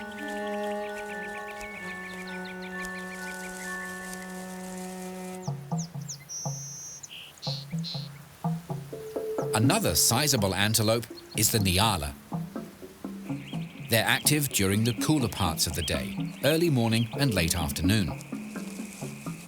Despite their size, nyala are shy, cautious animals that hang around in thickets instead of out in the open. Herds are relatively small, with up to 10 animals. They can be mixed or same-gender groupings. To warn others of danger, nyala make a dog-like bark to sound the alarm. Ewes make this call the most.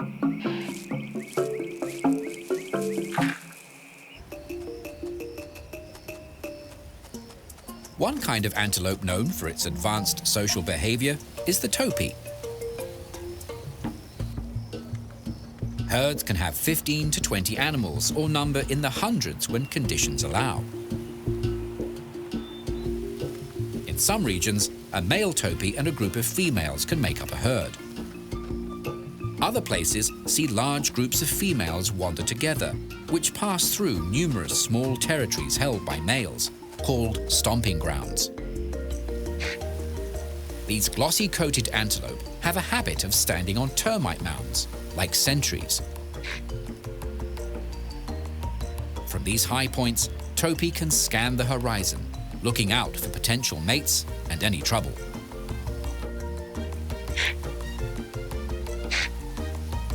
If they don't like what they see, they snort out warnings.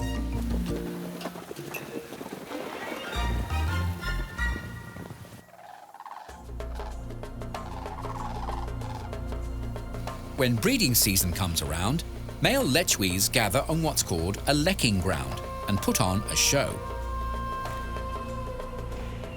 Female lechwees watch the audition and choose a partner based on their abilities.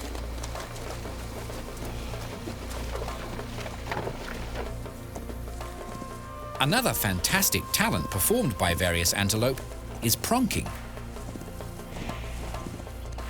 This incredible leaping is also known as stotting.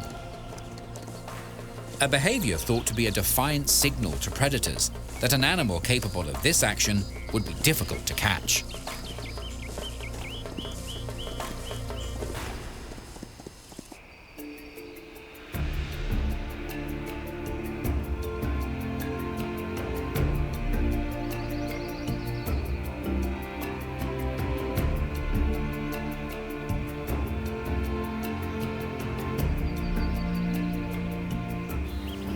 When it comes to awesome performances, one of the biggest shows on Earth is put on by wildebeest.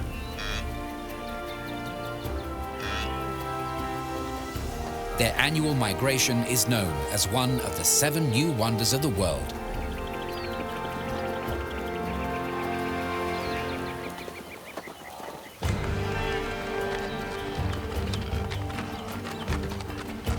More than 1.5 million wildebeest take part in this epic circular journey, which loops in a clockwise direction from the Serengeti in the south up to the Masai Mara Reserve to the north.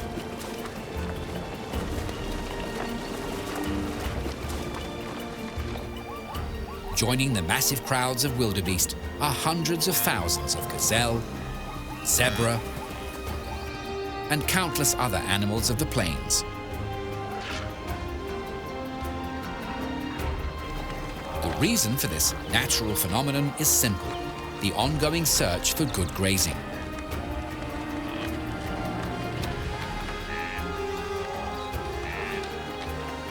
This huge procession might seem chaotic, but research has shown there is method to it. A wildebeest herd moves and explores their environment as one, possessing what's known as swarm intelligence, collectively overcoming any obstacles in their path.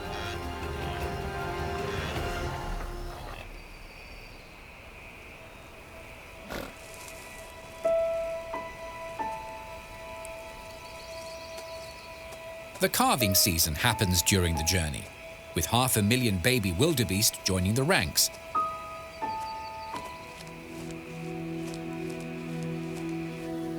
The majority of newborns arrive within a 2-week period of each other.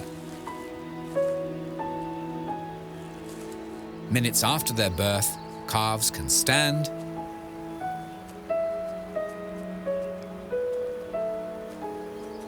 then run. A necessary skill in order to keep up with the rest of the massive herd.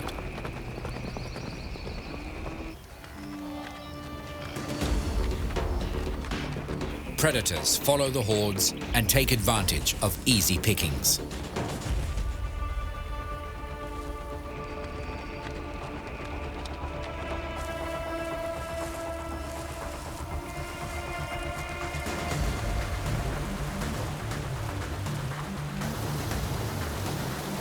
River crossings are especially dangerous over the course of their annual marathon.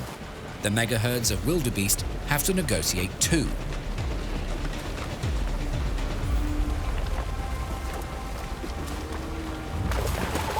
The Viti River, then the Mara further north.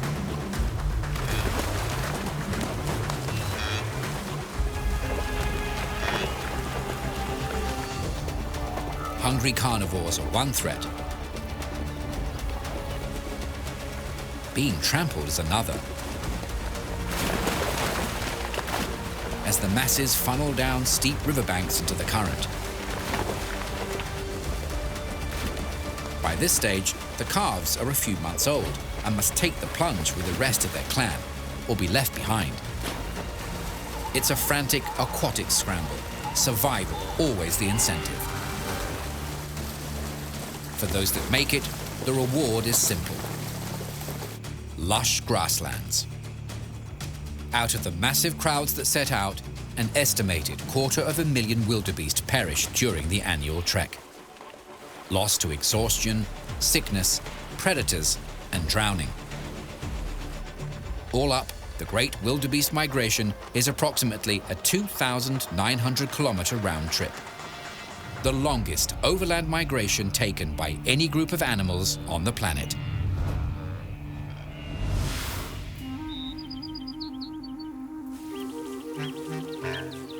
When antelope come into the world, their parents have 2 general approaches to rearing their young. If the calf belongs to a migratory species like a wildebeest, the newborn is able to travel within minutes of their arrival. The youngsters stay close to their mothers and enjoy the protection of the herd while they grow and mature. Wildebeest can live for up to 20 years in the wild. Non-migratory antelope, such as impala, raise their calves by an alternative method. After a 6 to 7 month gestation period, expectant mothers leave the herd to find a safe, isolated place to deliver their calf. Then, hide it.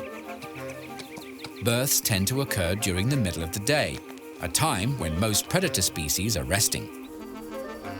Impalas have a birth weight of about 5 kilograms. Studies have shown that twice as many females are born every season. A mother impala spends her time foraging and nursing the concealed calf. When the baby is a few days old, it has the strength to join the herd. Female groups can have up to 100 members.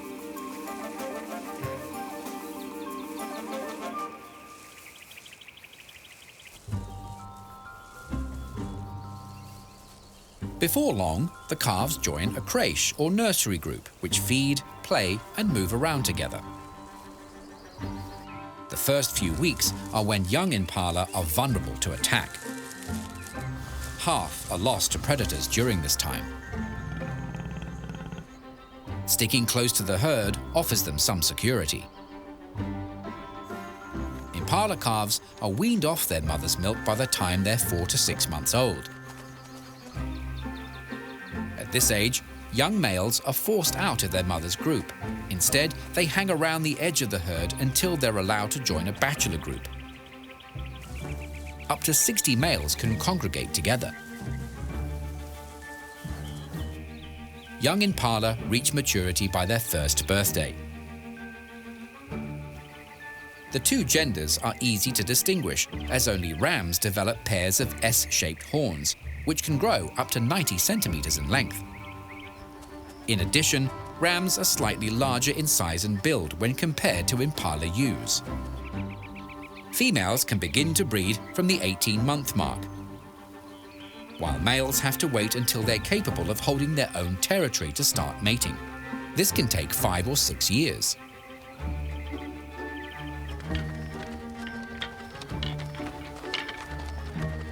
Locking horns is how impala rams battle it out for breeding rights.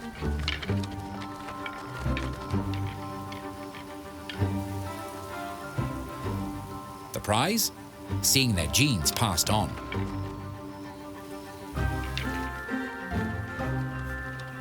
The longevity of impalas is similar to other medium-sized antelopes. If conditions are kind and they successfully avoid predators, they can survive for 12 to 15 years in the wild.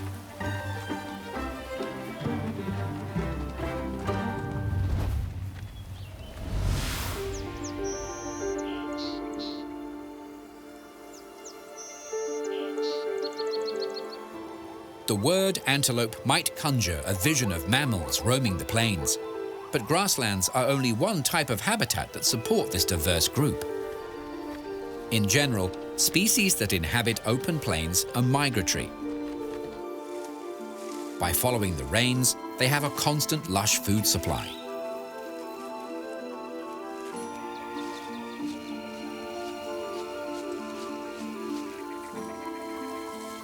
Antelope living in closed environments, such as Nyala, are likely to stay and forage within a home range. Nyala are native to southern Africa. These antelope favor lowland woodlands and thickets that grow along permanent sources of water. Nyala are browsers.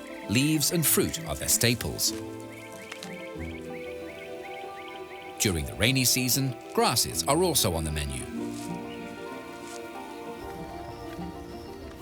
Topi live in more open environments in sub-Saharan Africa.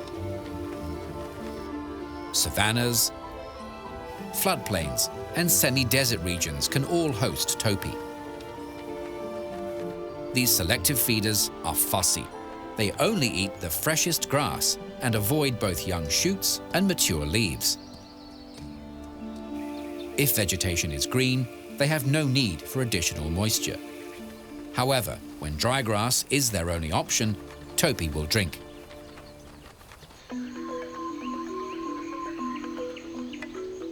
Tropical rainforests of Central and Western Africa are where duikers reside. The dense vegetation giving them plenty of cover. These small antelope enjoy a varied diet, browsing on leaves, buds and shoots, plus seeds and bark. Duiker are known to follow monkeys and birds that share their habitat, dining on any fruit they drop.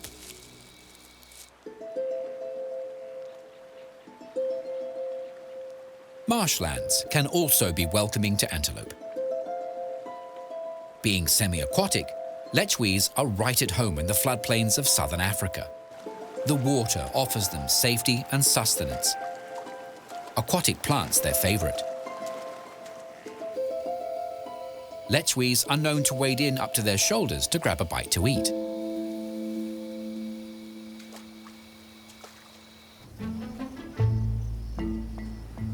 Southern and eastern Africa is where impala herds can be seen grazing and browsing. In the wet season, they gravitate to woodlands. During the dry season, impala prefer savanna.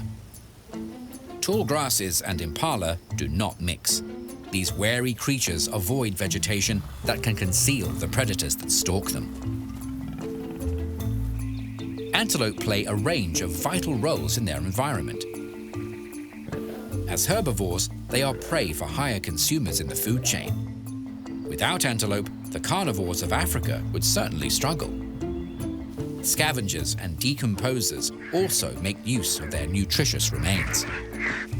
As primary consumers, the constant nibbling of antelope promotes new plant growth.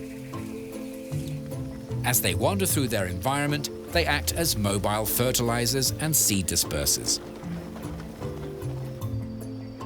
A habitat is only as healthy as the animals within it. A robust antelope population is a good indication of a well-balanced ecosystem.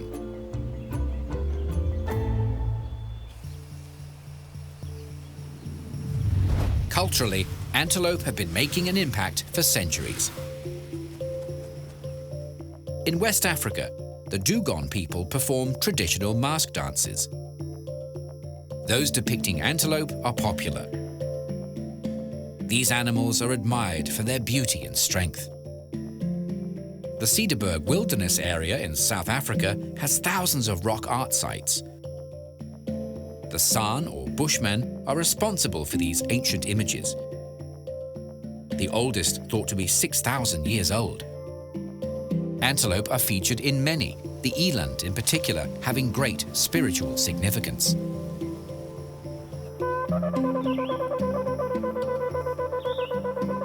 For centuries, kudu horns have been made into a traditional Jewish musical instrument called a shofar, a natural trumpet. Shofars have particular importance during Jewish holidays. For example, they are blown to mark the end of the fast at Yom Kippur.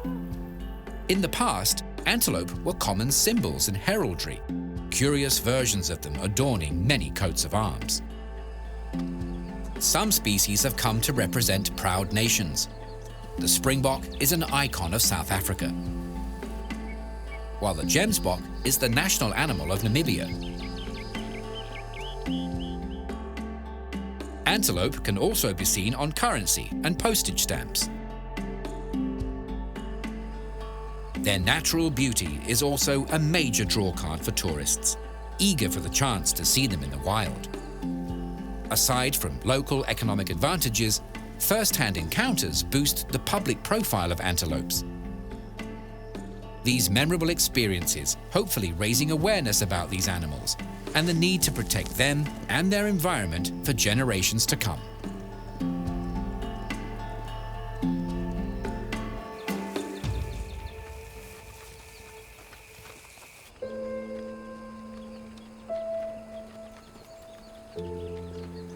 Herds of majestic antelope decorating the landscape should not be taken for granted.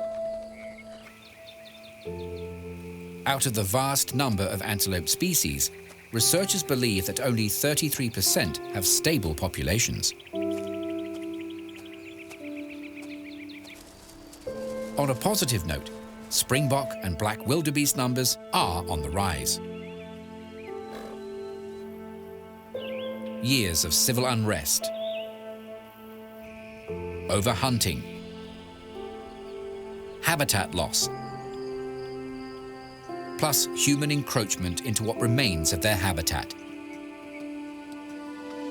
These are some of the threats causing declines in many antelope populations. Currently, 25 species are classed as endangered. That means they are at serious risk of extinction. Another 5 are named as critically endangered, even worse. Combined, that's a third of all antelope species in peril. The scimitar horned oryx became extinct in the wild in the 1990s. Global captive breeding programs involving more than 200 zoos have ensured their survival. Recently, a small group was released into a special reserve in Chad. The first wild birth in more than 20 years was the reward. Hopefully, there will be many more to come. Antelope are natural wonders. Star players in one of the biggest spectaculars seen on Earth. Creatures that play a vital role in the health and well-being of their environment. Icons of Africa, but famous throughout the world. Conservation and education will hopefully see antelope prevail long into the future.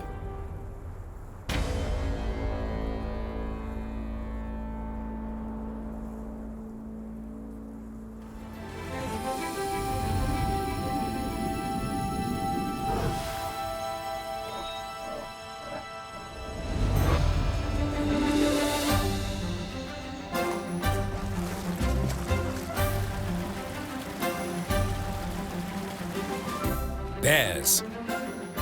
They are some of the largest, strongest mammals roaming the planet. Young, boisterous cubs have a charming, cuddly appeal, their lush fur and lovable antics inspiring generations of toy makers.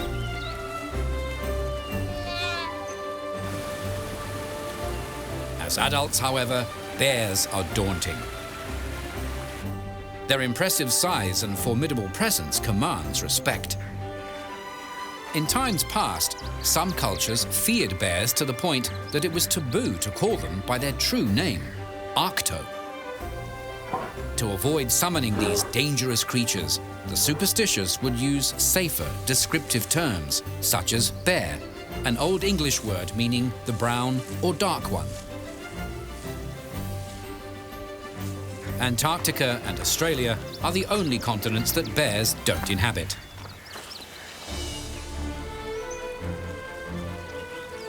With such large numbers seen in other parts of the world, it may be surprising to learn that there are only 8 different bear species in existence.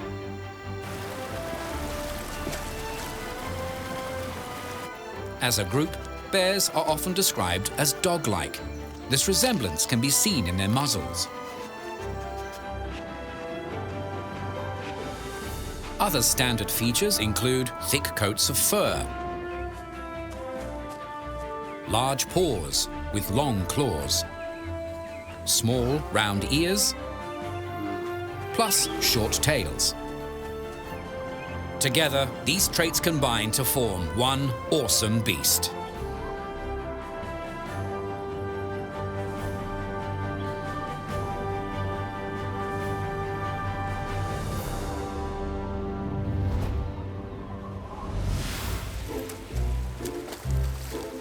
In biological terms, bears are many things. They are vertebrates, animals with backbones. Having a sturdy spine is one feature that puts them into the class of mammals. The fact that they're warm-blooded, have fur, and give birth to live young that nurse on milk are other specific mammalian characteristics.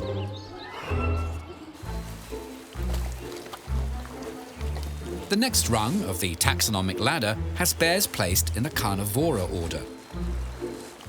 Mammals with claws and teeth for capturing and eating prey. Not all members are pure carnivores or meat eaters. Some are omnivores, adding plant material to their diet.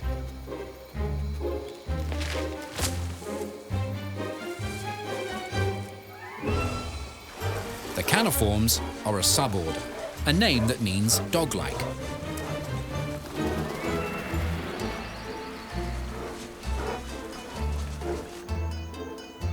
Wolves and other canids, plus seals, otters, the red panda, and raccoons are some of the animals in this group. Bears are another. They make up the Ursidae family, this name coming from the Latin word for bear. Bears all have large, stocky bodies covered in a thick double coat of fur. A short undercoat close to the skin traps in heat, while the longer guard hairs repel water. Bears have sturdy heads to match their brawny bodies, with broad skulls and large, powerful jaws. The lips on a bear have a loose, rubbery appearance, perhaps due to the fact they are not attached to their gums.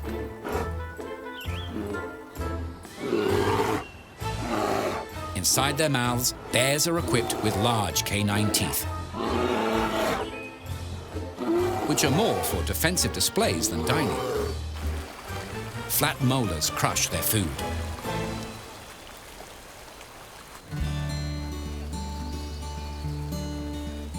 Moving down to their feet, a bear's paws have 5 digits with non-retractable claws, like their canine cousins.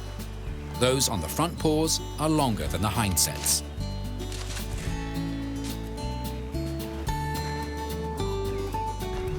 While some large animals walk on their toes, bears get around using what's called plantigrade locomotion, with their feet landing flat on the ground. Some, like polar bears, have hairy, well-insulated soles, natural snowshoes. In contrast, species that climb tend to have naked soles for better grip.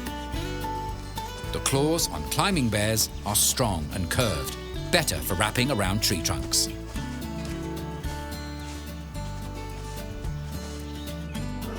Diggers, like grizzly bears, have long, straight claws.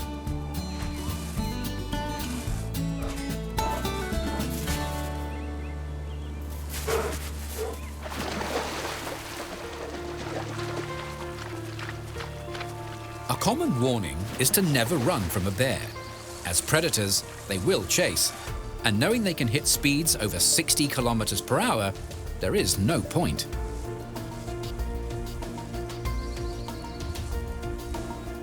What's more, they can charge along at these speeds going uphill, or down, or across a slope.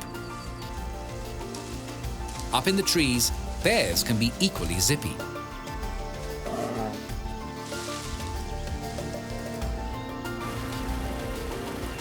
Intelligent, strong, daunting. Apt descriptors for these extraordinary mammals.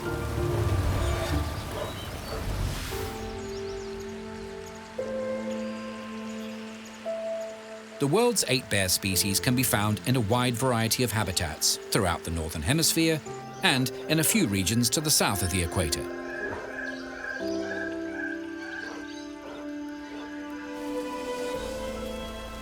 Brown bears enjoy the widest distribution, roaming various continents in the Northern Hemisphere.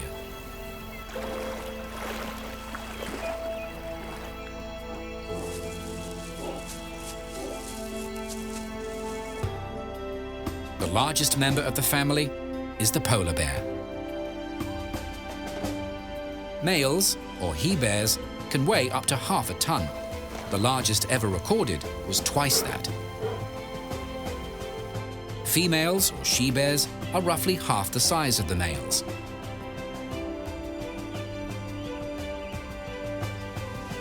From nose to tail, males can measure up to 3 meters.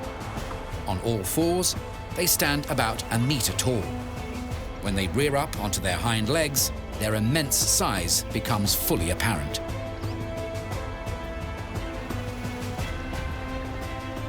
Polar bears sit at the top of the food chain. They are the world's largest terrestrial carnivore. Seals are their favorite food. As their name suggests, the chilly Arctic is their domain. Polar bears equally at home on the ice as they are in the bitterly cold water. Due to their reliance on the ocean, they are the only bears considered to be marine mammals.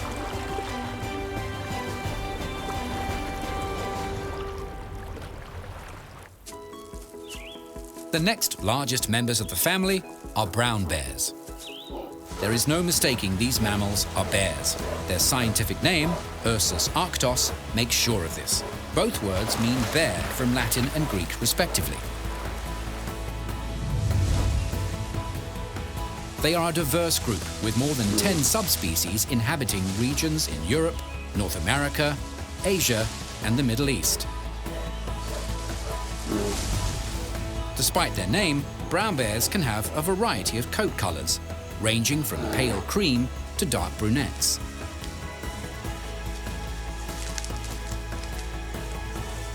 A well-known subspecies of brown bear is the grizzly from North America, named for the silvery tips on their fur, giving their coats a grizzled or streaked appearance.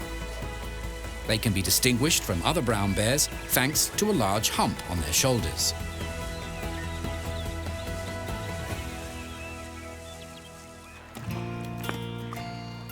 American black bears might be the smallest bear found on its namesake continent, but they have the greatest population numbers in the entire family.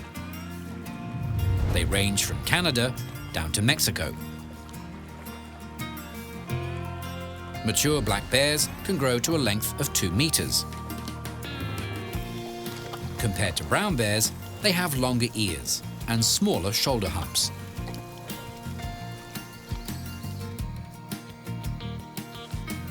With respect to their coat color, this bear's name is misleading.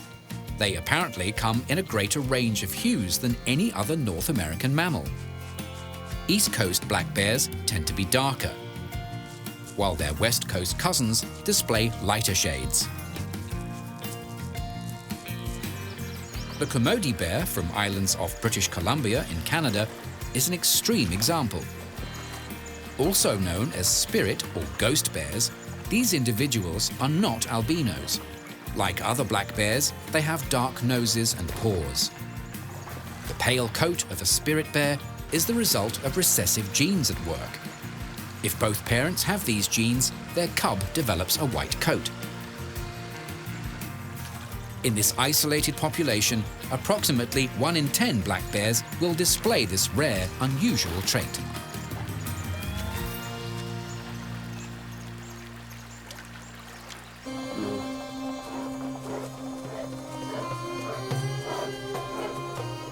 Asian black bears are easy to tell from their American relatives as they have a bright V-shaped marking on their chest.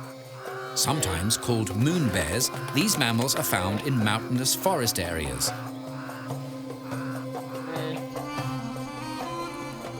Sloth bears have similar markings, plus light muzzles and bushy coats.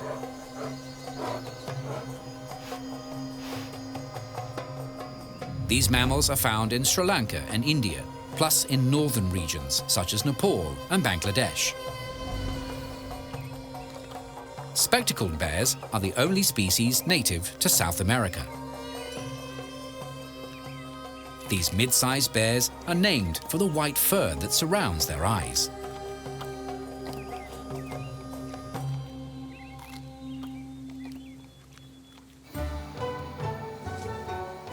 With their bold black and white fur, there's no mistaking the giant panda, an endangered species native to China. Large round heads and stocky bodies are characteristic of these beloved bears, which can grow to a shoulder height of 70 centimeters. With so few wild pandas remaining, many live in sanctuaries and zoos, safe havens to ensure their ongoing survival.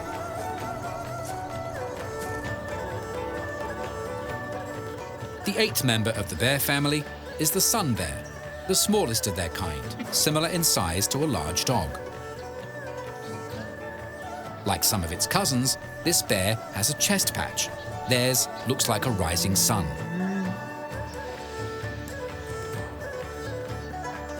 At around 65 kilos, these lightweights are tree dwellers. The Malay name for these bears means he who likes to sit high.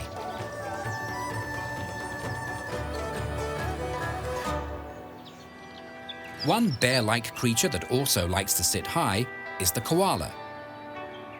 These native Australian animals are often called koala bears, yet this is a misnomer, as they are not bears. They are, in fact, marsupials.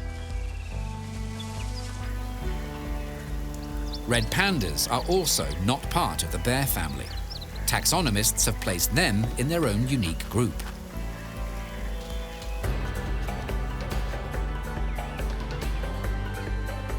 From lush rainforests to Arctic sea ice, bears have successfully mastered an amazing range of domains.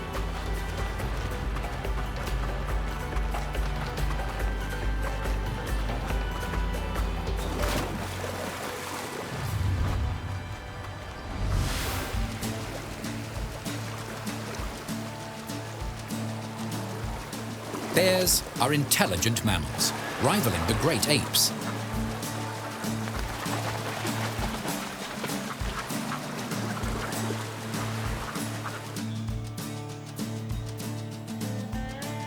Brains and brawn have no doubt helped these robust animals survive and flourish in such a broad range of environments around the globe. In addition, bears have a vast array of adaptations and special skills to call on to assist them in their daily lives.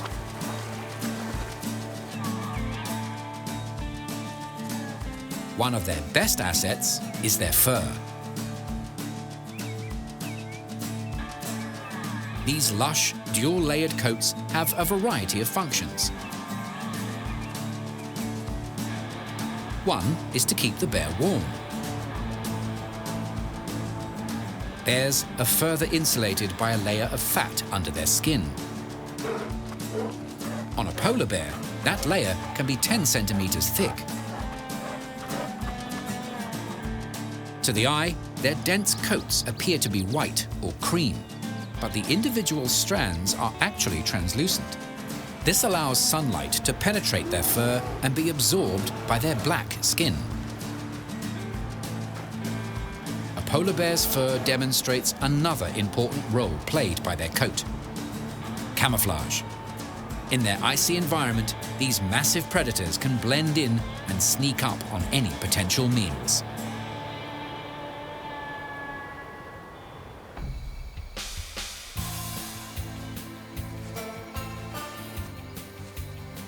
The striking bands on a panda are thought to be a disruptive pattern, breaking up their outline when amongst foliage, allowing them to hide in plain sight from any lurking danger.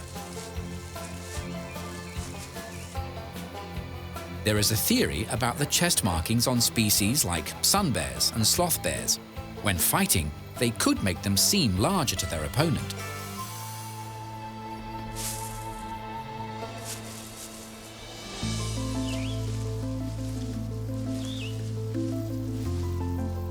When in dense forests, American black bears are well camouflaged. Researchers believe their coats may offer them an additional, more unusual kind of protection.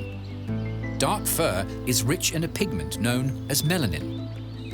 It's been noted that black feathers in birds are scratch-resistant. Some believe that black fur may have the same hardy quality.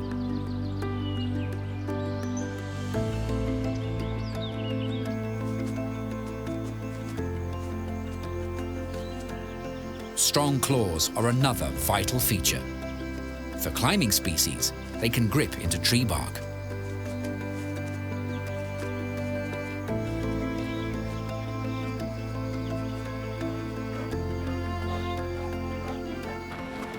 On a polar bear, they dig into the ice, providing traction.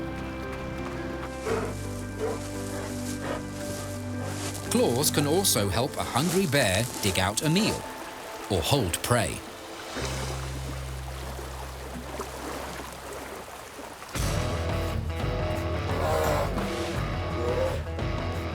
Backed up by muscular limbs and large paws, they make formidable weapons for both attack and defense purposes.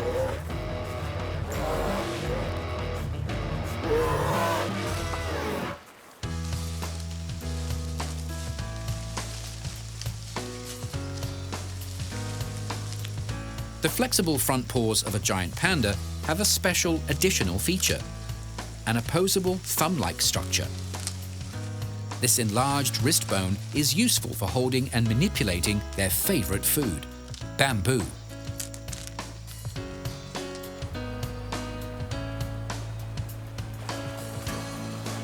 All bears can swim, but polar bears are especially strong in the water. Also known as sea bears, their forepaws are slightly webbed and work like paddles. The hind feet are in charge of steering. These marine mammals have been observed to swim for over 160 kilometers without resting.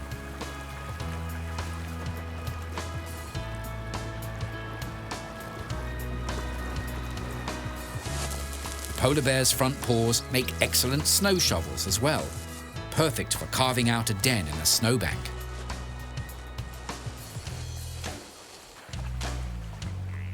Watching a bear walk, they seem to be bow-legged.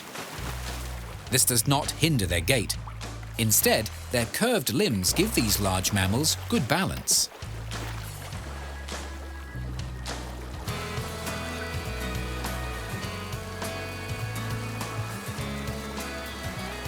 Brown bears have a habit of standing on their hind legs to get a better view of their surroundings or to reach food. Their rear paws are larger than the front pair, giving them a sturdy, solid base. Like their canine relatives, bears are scent-oriented animals. The inner surface of their muzzle is covered with millions of olfactory nerves. Compared to a bloodhound, a bear's sense of smell is 7 times greater. Their keen noses can detect food sources more than 30 kilometers away.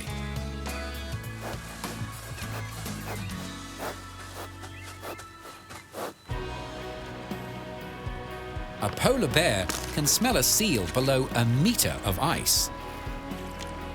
Food is not the only thing their noses can find.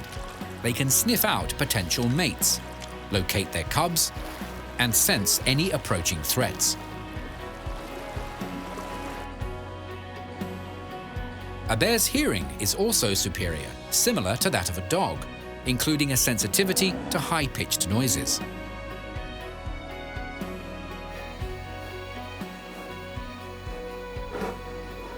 Asian black bears have the largest ears in the family. Compared to other carnivores, bears have unusually shaped ear flaps. They have round cups as opposed to triangular.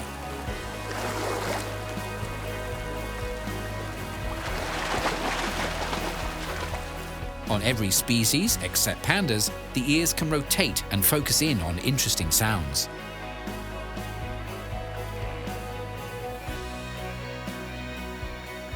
In terms of vision, bears have good eyesight and can see in color. Their slit-shaped pupils open wide in low light, giving them excellent night vision as well.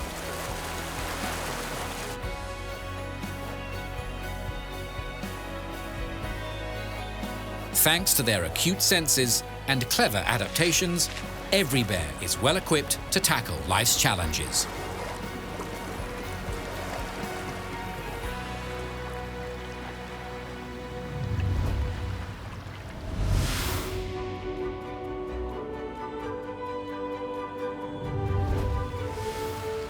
Modern bears have been around for hundreds of thousands of years. Their ancestors date back to the dinosaur age, small insect-eating mammals known as miacids. Eventually, they gave rise to carnivorans, such as bears, dogs, and cats. The oldest known bear, the dawn bear, existed 20 million years ago, similar in size to a small dog. Giant pandas split away from the rest of their bear cousins about 3 million years ago.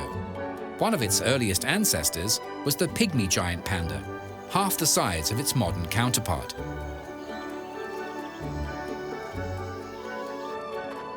Brown, black, and polar bears are thought to have shared a common ancestor about 4 million years ago. Today, bears have many close relatives, canids as previously mentioned, plus seals or pinnipeds, and mustaloids, a broad group including red pandas, skunks, weasels, and raccoons. The close ties between bears and raccoons has not gone unnoticed. In many parts of Europe and Asia, these masked mammals are known as washing bears, thanks to their habit of dunking their food in water. Take a close look and compare. The family resemblances are strong.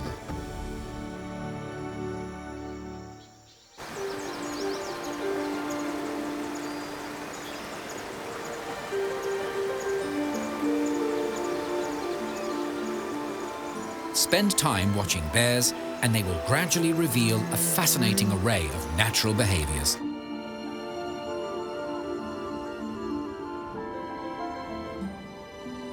In general, bears are solitary creatures. Large animals, they require considerable amounts of food. Not having to share resources is a wise survival strategy.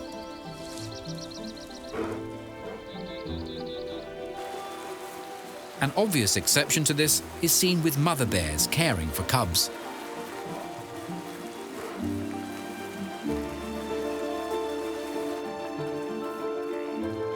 As a group, they are not territorial animals. When home ranges overlap, they will tolerate another bear's presence. When bears are active depends on the species. For example, with polar bears, when they are not on the prowl for food, they are resting.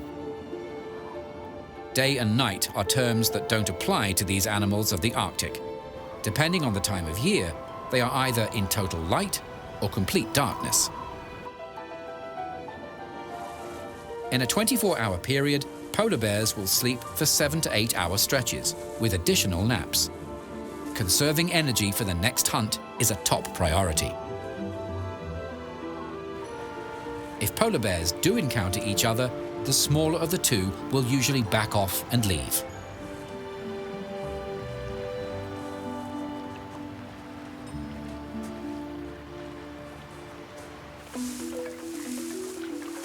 In comparison, brown bears can be active at any time, but generally forage in the morning and evening, spending the greater part of the day resting.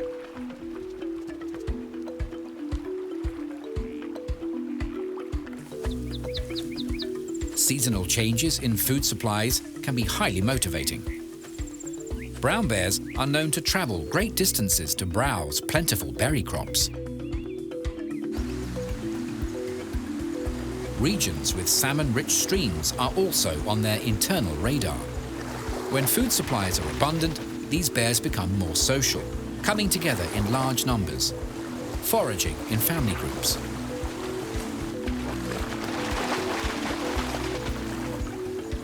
While brown bears can swim, they are terrestrial beings. As cubs, they are capable of climbing. Mature brown bears don't or probably can't climb due to their bulk. In contrast, American black bears of any age are excellent climbers.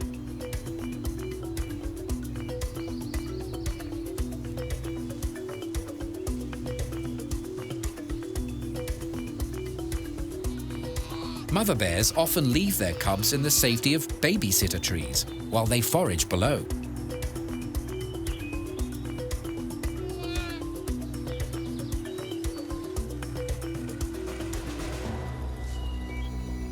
Giant pandas are also at home up in the branches.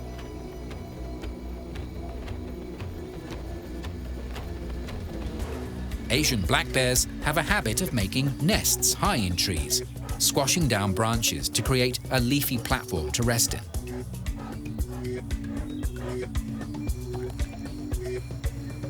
Sun bears also like to lounge around in leafy treetops.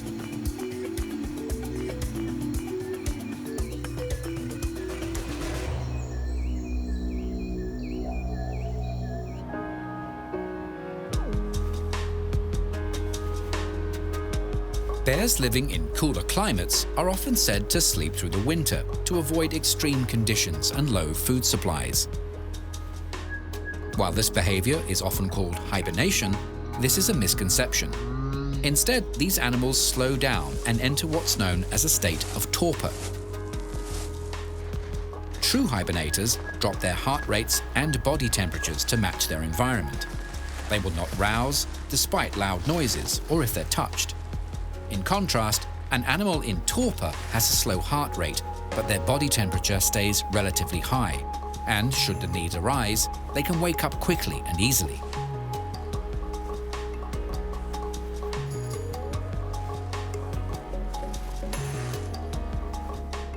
Bears in torpor survive by using fat reserves stored in their bodies during warmer months. While dormant like this, bears do not defecate. Their bodies recycle the waste materials. She-bears in torpor can, however, give birth. Bears from hotter climates have no need for this type of behavior, as food supplies are plentiful year-round.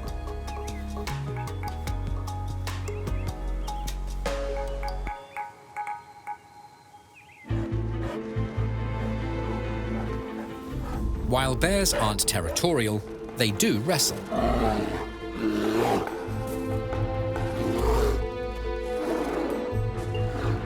During these play fights, bears are actually communicating, telling each other who's in charge. Size helps, but a domineering attitude is what wins these debates.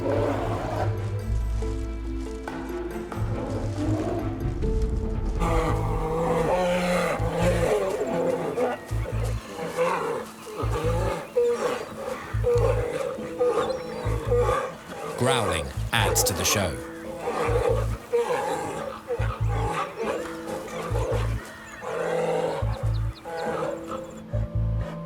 Bears will fight for real if it's absolutely necessary, but the risk of injury is a good deterrent. Why get hurt when a domineering posture can subdue a rival? Smart behaviors like this give bears the edge they need to survive in the wild.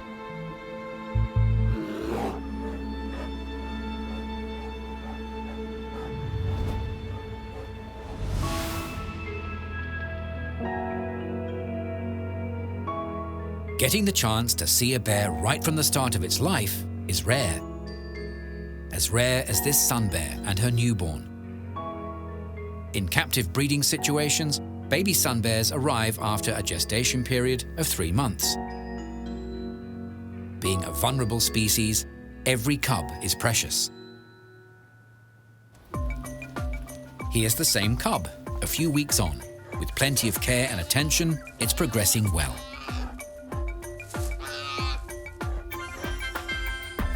So is another zooborn, a spectacled bear cub.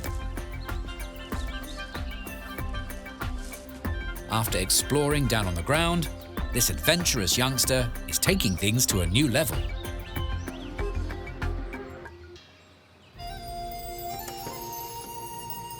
As a vulnerable species, many giant pandas are born as a result of captive breeding programs.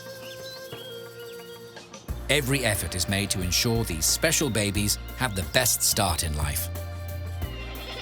By the time they're 4 months old, panda cubs are able to run and climb. Young pandas start to chew on bamboo when they reach the 6-month mark.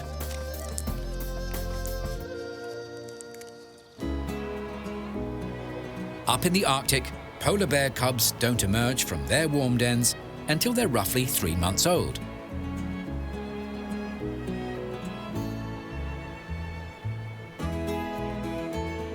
Fresh air and sunshine are new experiences for these fluffy cubs.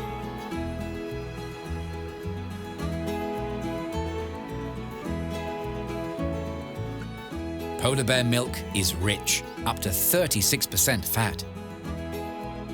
The average litter size is 2, which means the cubs don't have much competition for food or attention. Brown bear cubs arrive in the winter. She-bears can have up to 4 in a litter. As newborns, these feisty brown bundles would have weighed half a kilo. Nursing on their mother's milk, the cubs grow quickly. By 3 months, they average 15 kilograms. Mother brown bears can produce milk for 2.5 years. But her offspring do start to enjoy a more varied diet from 5 months onward.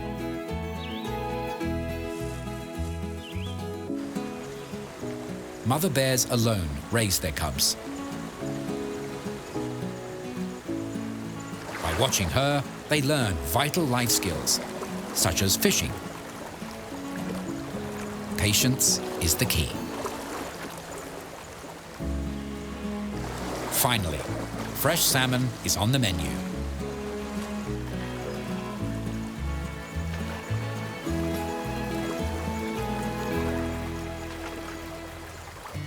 Elsewhere, some other cubs are giving themselves an aquatic workout. Play fighting hones their hunting and defensive skills while strengthening growing bodies. Brown bear cubs usually stay with their mum until their 3rd or 4th spring. By then, she's ready to raise another litter.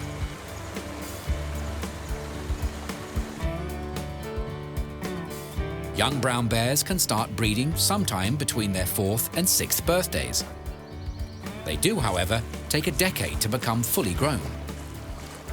If they survive their first few years, brown bears can live for 20 to 30 years in the wild.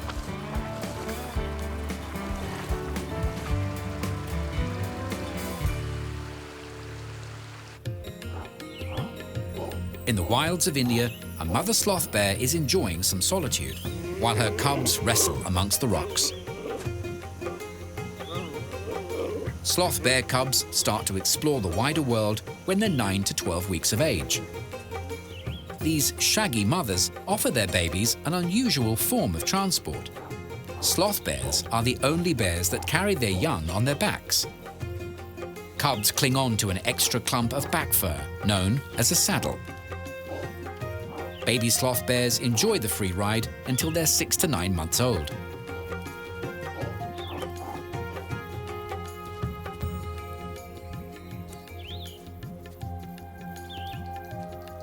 Cubs stay with their mother until their 2nd or 3rd birthday, learning how to survive in their habitat. Young she-bears are able to start raising cubs of their own after they turn 3, but are often older.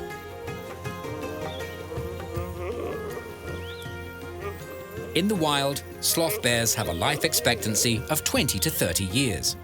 Plenty of time to explore their fascinating part of the world.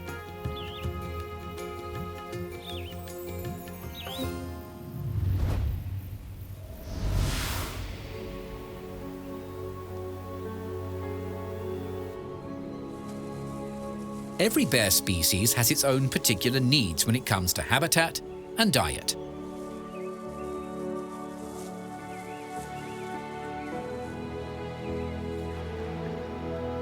As marine mammals, polar bears depend on the ocean, in particular, the ice.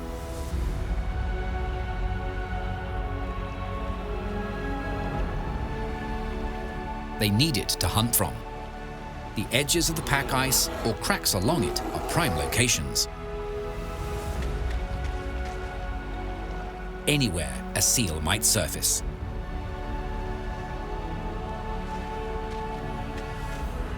Throughout the year, they migrate across the frozen landscape, following the moving ice.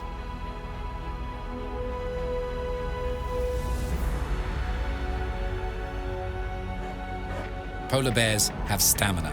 They can travel more than 30 kilometers a day for several days.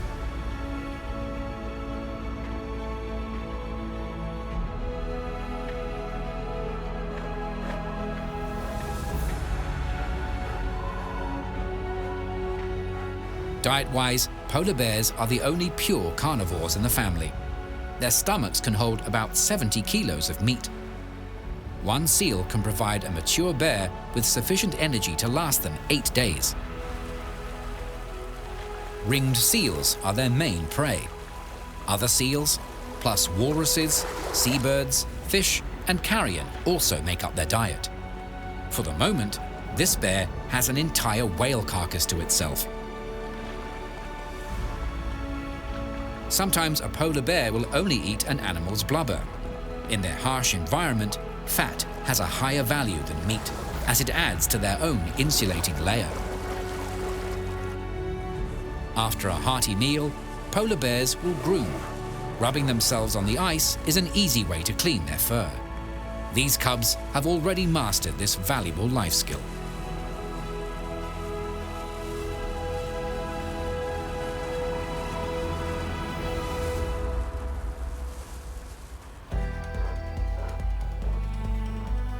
In contrast, brown bears have adapted to a wide range of environments.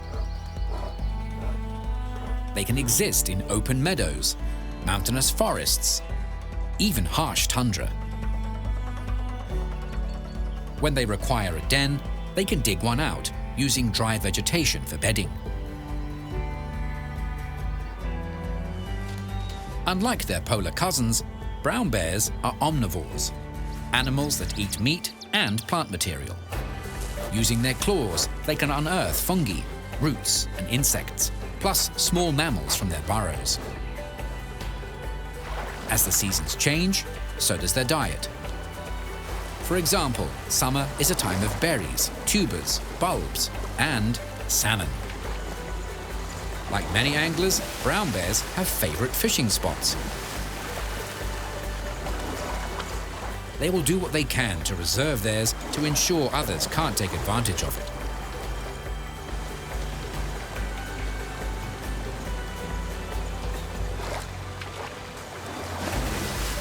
It's all in the timing.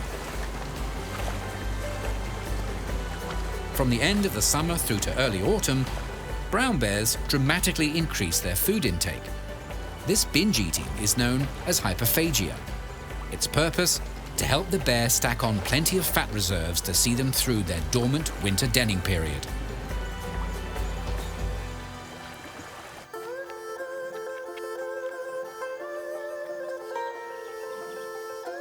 While all bears are classed as carnivores, giant pandas have gone against their nature.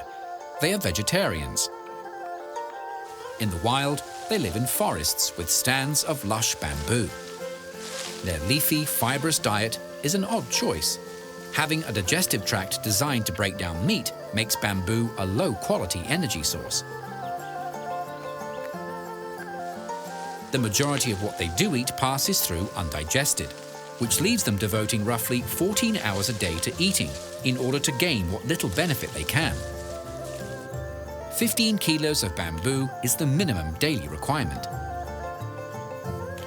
These bears are fast eaters. They can peel and devour a bamboo shoot in approximately 40 seconds.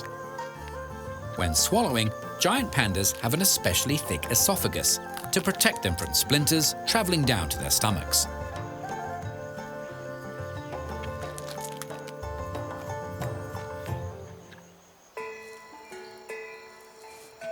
Sun bears enjoy a varied diet, their keen sense of smell helping them locate ripe fruits and berries, plus insects, small birds, rodents, and lizards.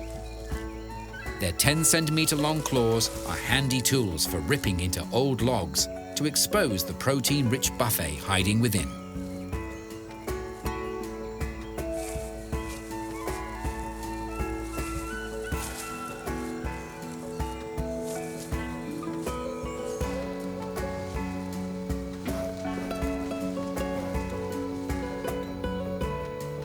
Sun bears have especially long tongues, perfect for accessing the contents of beehives.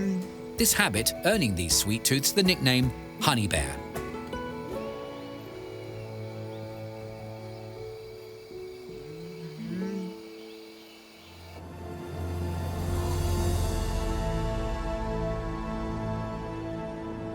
As big animals, bears play an equally large role in their respective environments. In the Arctic, polar bears are considered a keystone species, a creature connected to many others in their local food web. The leftovers from their meals feed other bears, Arctic foxes, and snowy owls. Polar bears keep seal populations in check, which in turn ensures salmon numbers remain at healthy levels. Brown bears also act as apex predators in their ecosystems, keeping balance in the food chain.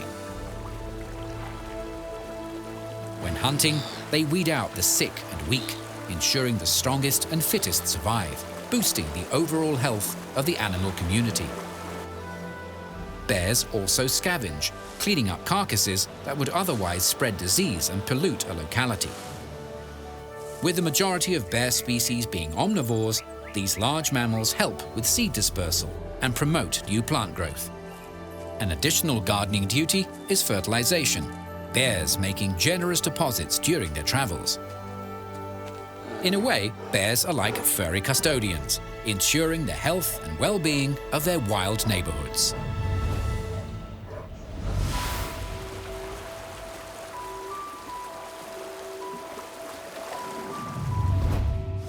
For countless generations, bears have been making an impact on the world.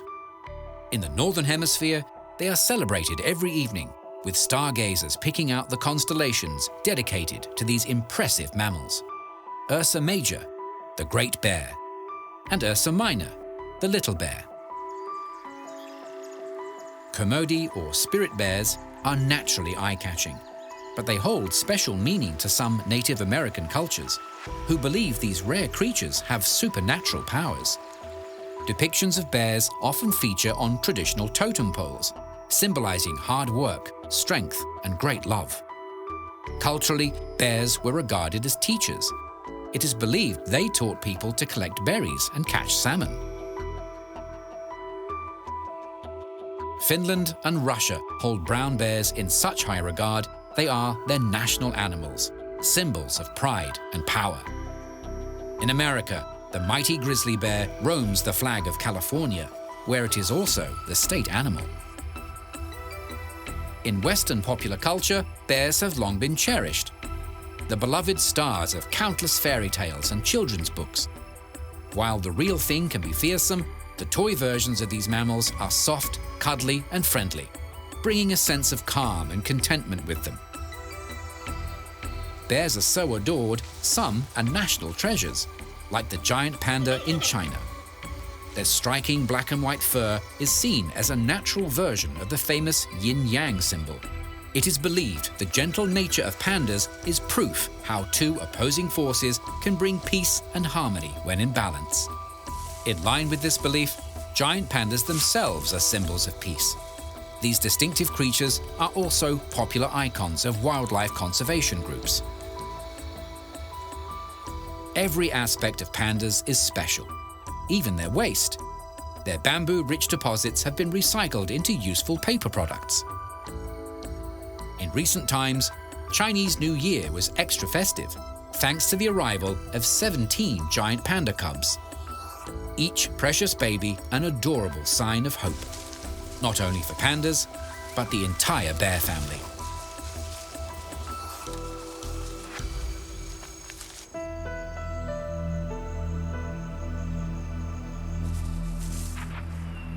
In times past, there were hundreds of bear species. Of the 8 that remain today, only 2 are considered healthy and viable as a population. One of those is the brown bear. Around the globe, their population is estimated to be above 200,000, Russia hosting half of them. American black bears are the other healthy population. Experts believe there are between 850 and 950,000 of them remaining in the wild.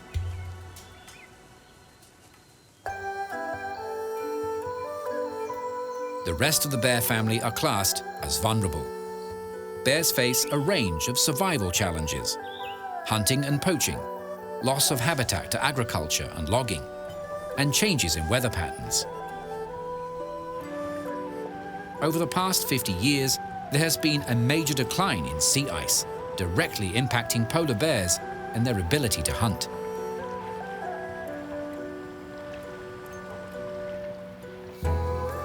Some bear species are still targeted for their bile and various body parts for use in traditional cures, despite the fact they have no proven medicinal benefit. Hopefully, awareness campaigns and protection laws will put an end to these cruel, dated practices.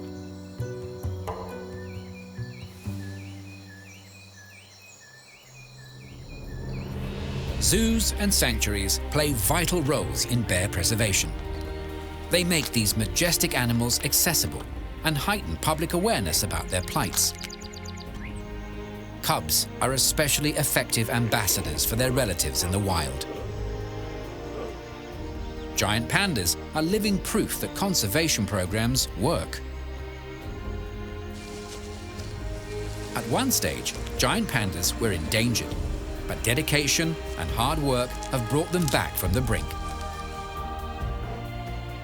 In the late 70s, there were 1,000 left in the wild. By 2014, those numbers had risen to 1,864, a small but significant rise. As of 2016, they were upgraded to vulnerable status. Their ongoing success hinges on the continuation of conservation efforts, not only on a local scale, but globally. And not just for giant pandas, but for the future survival of all bears.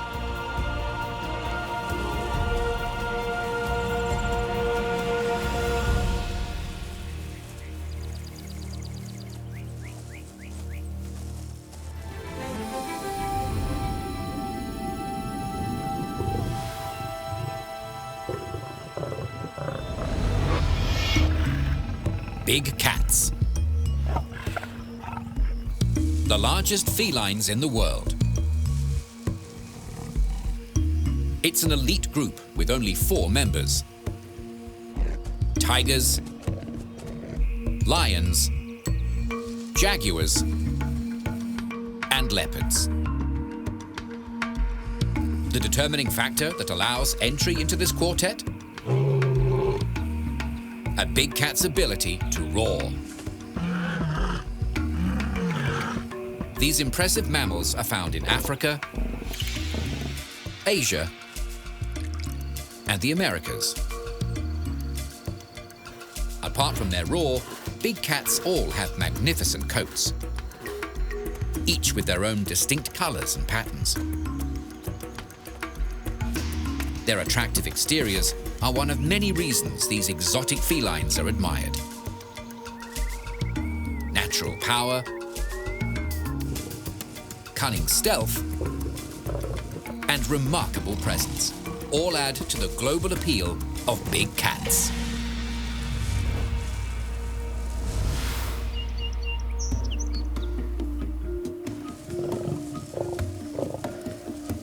In the animal kingdom, big cats belong to the Felidae family, a group of carnivorous or meat-eating mammals.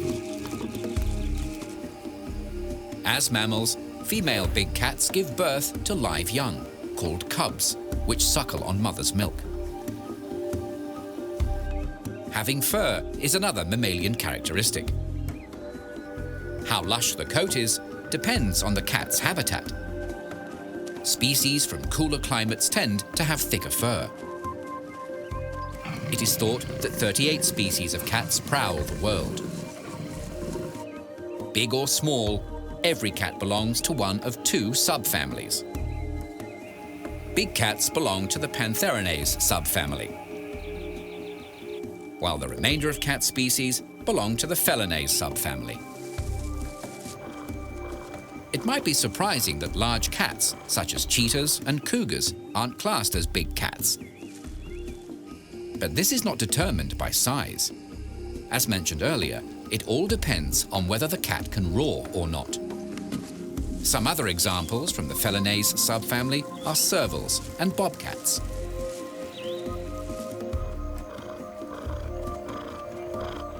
While this side of the family can purr, big cats can't. As we know, they roar. A vocalization made possible by 2 special anatomical features.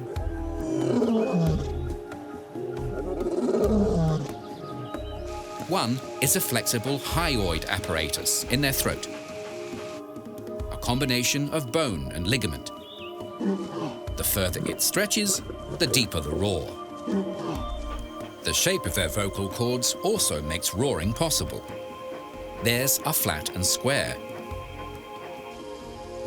which requires a smaller amount of lung pressure to produce loud sounds. Lions have the longest larynxes or voice boxes and are capable of the loudest roars. Similar in volume to a rock concert, 114 decibels, verging on being painful to hear. Like their smaller relatives, big cats have sleek, flexible, muscular bodies. Long tails are a common feature, often between 1/3 to 1/2 of the cat's body length. When in motion, cats walk on their toes. This form of locomotion is called digitigrade. Feline paws have soft pads on the soles, and their claws are protractable. At rest, the claws are retracted, hidden away. When needed, the muscles in the cat's toes contract, forcing the claws to protract or extend out of their sheaths. Sharp claws are coupled with strong jaws and sharp teeth. Compared to other mammals, felines have shorter faces, which means they have less space for teeth. Cats have 30, compared to the 42 teeth housed in the long muzzles of dogs. Felines do put what teeth they have to efficient use. Long, strong canines are used to stab and kill prey. Tigers have the longest in any cat, up to 7.5 centimeters long. Felines have molars called carnassials, which work like scissors, shredding meat as they move against each other. Cats are also known for their rough tongues, which are covered with backward-facing spines that rasp or scrape off feathers, fur, and meat. In addition, their tongues make effective grooming tools. With their list of lethal features combined with strength and intelligence, it's no surprise that big cats are some of the most successful terrestrial predators on the planet.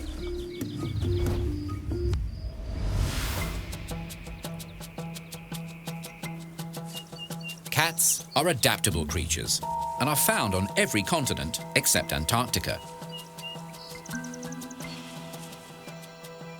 The largest felines of all, tigers, can be found in Asia, which hosts 6 subspecies. These big cats are known for their vertically striped coats of reddish-orange fur. Similar to fingerprints, the striped patterns on a tiger are unique to each animal. Markings continue down to their tails, which are ringed by dark bands. Tigers are sturdy cats with short, thick necks, wide shoulders, and large, muscular forelimbs. The perfect build to wrestle and hold prey.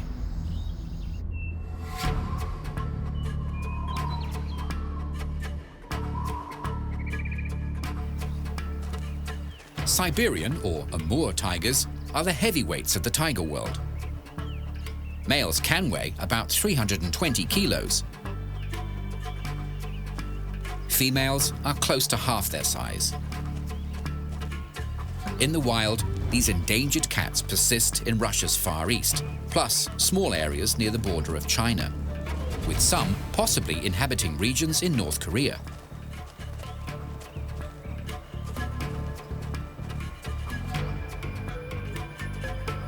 The thick fur on a Siberian tiger is pale orange, the lightest of all tigers, with brown, not black stripes. Around their necks, they have a ruff of white fur to match their pale chests and bellies. In the past, Siberians were larger animals. But recent studies show Bengal tigers now have the longest bodies, measuring up to 310 centimeters, 60 centimeters longer than their Siberian cousins. Bengals are primarily found in the Indian subcontinent, explaining why they're also known as Indian tigers. While they are endangered, Bengals are the most common tiger species. Their orangey-red fur is accented with black stripes. A rare form of Bengal is the white tiger. They are not albinos. They are what's known as leucistic, a genetic condition that causes them to lack pigment in their fur.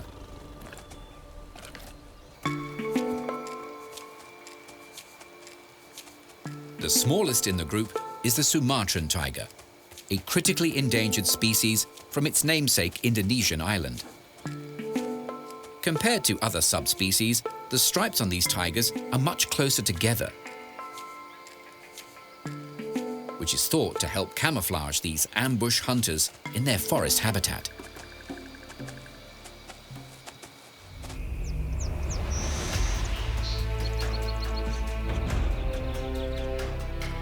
The next big cats, lions, are often called the kings of the jungle, despite the fact they usually reside in grasslands. Recent genetic research divides lions into 2 subspecies, One has populations roaming across Central, North and West Africa, plus India, while the second group inhabits Southern and Eastern Africa. As with other big cats, females, or lionesses, are smaller in stature. Compared to the rest of the big cats, lions have a plain appearance, a uniform tawny coat. Mature males make up for this with their manes, long, shaggy ruffs around their neck and shoulders.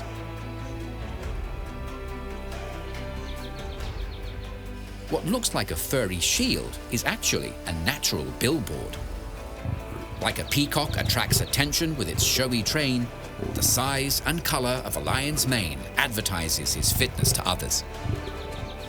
Lions that live in open environments tend to have fuller manes.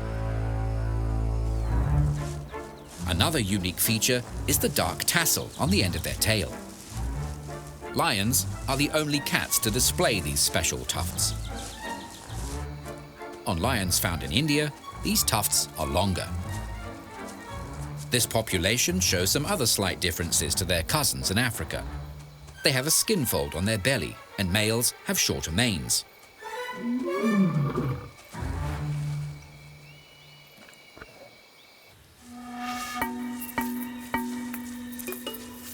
As seen in tigers, white lions also exist.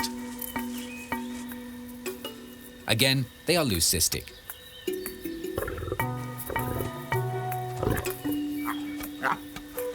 This rare color mutation seen in lion populations in South Africa.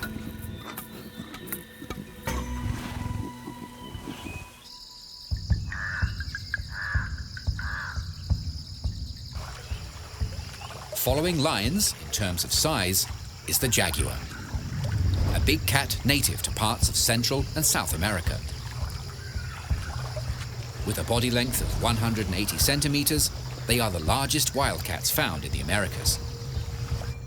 Jaguars are stocky, muscled felines with round heads and small eyes and ears.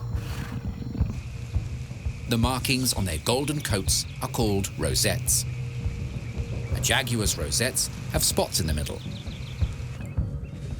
In contrast, the rosettes on a leopard's fur don't. While these two big cats look similar, there are obvious differences. Geographically, they live worlds apart, with leopards found in Africa and Asia.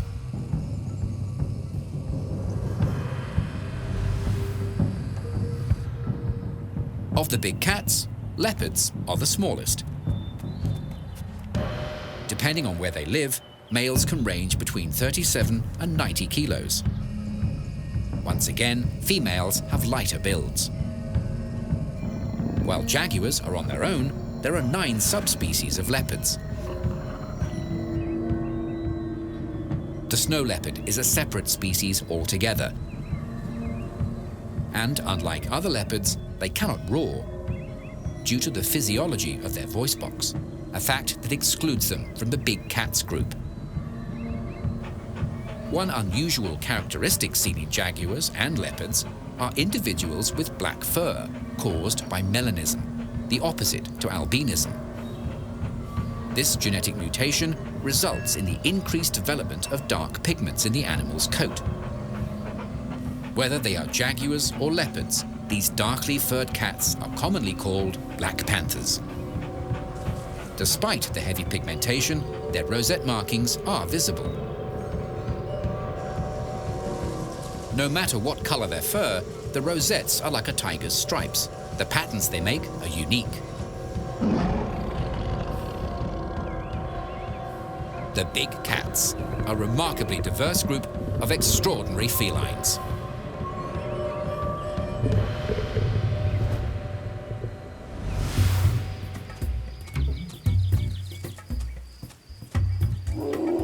As apex predators, the big cats have an impressive arsenal of adaptations and skills that keep them at the top of the food chain. Felines are known for their stealthy moves. Their covert nature begins down at their paws. The soft pads on their soles not only cushion their feet, but muffle their footsteps. All cats have 5 digits on their forelimbs, with only 4 on the hind. The 5th digit on the forepaw is similar to a thumb. Known as a dew claw, it's located higher up the leg and doesn't touch the ground. Having a greater number of claws up front reflects the importance of grabbing and holding prey to a feline. Sharp claws enhance this ability. These tough projections are made from a fibrous protein called keratin, the same substance that hair and feathers are comprised of. Felines keep their claws sharp by dragging them over rough surfaces. In species that climb trees, claws dig into bark, keeping the cats stable whilst navigating through the foliage. Despite their size, big cats can be nimble up in the branches. Should the need arise, claws are excellent weapons for self-defense.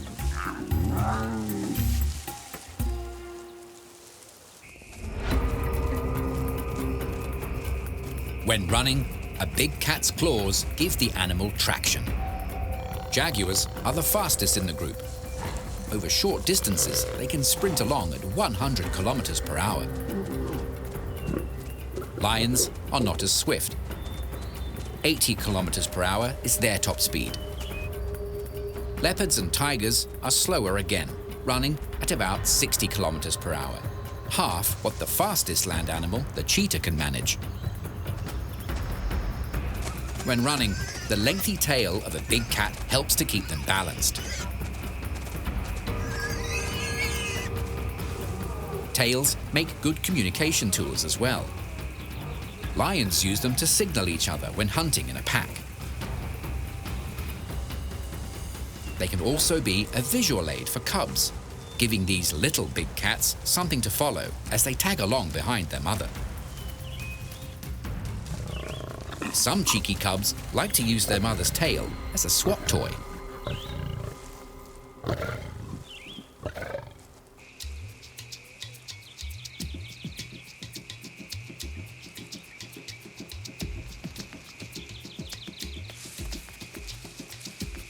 All felines are known for their agility. Having back legs longer than their front legs allows them to push off and take great leaps forward. Jaguars are famous for their pouncing ability. Translated, their name means he who kills with one leap. Their bounds can measure 5.5 meters. In addition, these Latin American cats are strong swimmers. They often combine these two skills and leap into the water after prey. Fish are often on their menu. Jaguars are known to use their tail tips as lures to bring in a catch. They aren't the only big cat that likes the water. Tigers are often seen in waterholes. The fur on a big cat serves a few purposes, such as providing warmth and protection. Their coats are double-layered. The short, fine underfur traps in body heat, insulating the animal, while long, coarser guard hairs protect their skin. Fur also provides natural camouflage, a must for any successful predator. A lion's yellowy-brown coat matches the sunburnt grasses of the savanna, allowing these mammals to remain hidden while stalking their prey. Out in the open, stripes or spots might appear to make a cat stand out. But put them in the habitat and the function of these patterns becomes clear. These markings not only match the dappled light in forests, they also break up the animal's outline, making them difficult to see when they're slinking through vegetation. This visual trick is called disruptive coloration.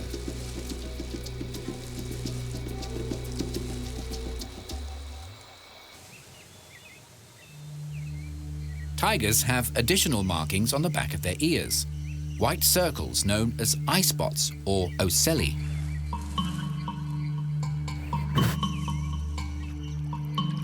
These false eyes are thought to be a form of mimicry to trick any would-be predator behind the tiger into thinking they're being watched.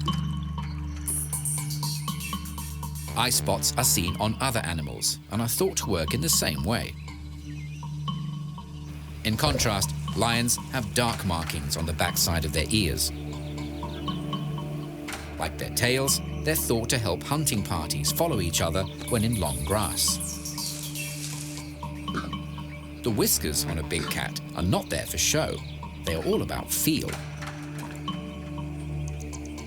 Also known as vibrissae, these sensitive facial hairs pick up vibrations, helping the feline detect any movement in their surroundings. In addition, these feelers can allow a cat to judge if there's ample room for it to fit or move through tight spaces.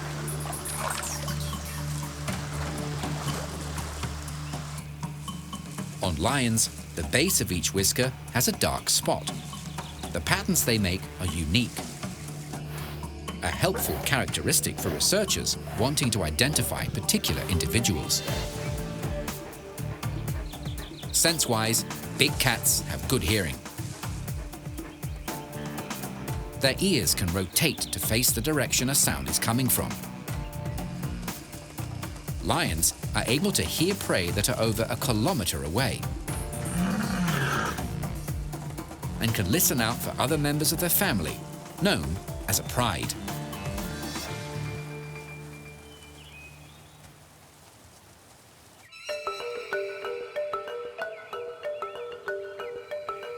Big cats have keen vision.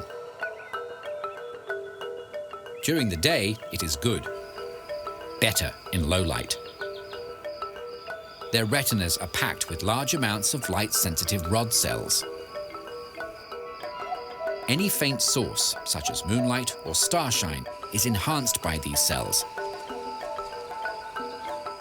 allowing the feline to see their way through the gloom. A useful quality for nocturnal hunters. In addition to this, lions have white fur below their lower lid, which is thought to reflect light back into their eyes. Observe a big cat for a period of time, and they may pull a strange face, similar to a smile or a grimace. What they are actually doing is a form of sniffing. In the roof of their mouth, felines have a Jacobson's organ, a region that helps the cat taste smells that are wafting through the air. When they scrunch their face up like this, it's called a Flayman's response. By sucking air across this organ, they can determine what a scent is and if it's worth pursuing or eating. Big cats are naturally spectacular animals with impressive skill sets and massive appeal.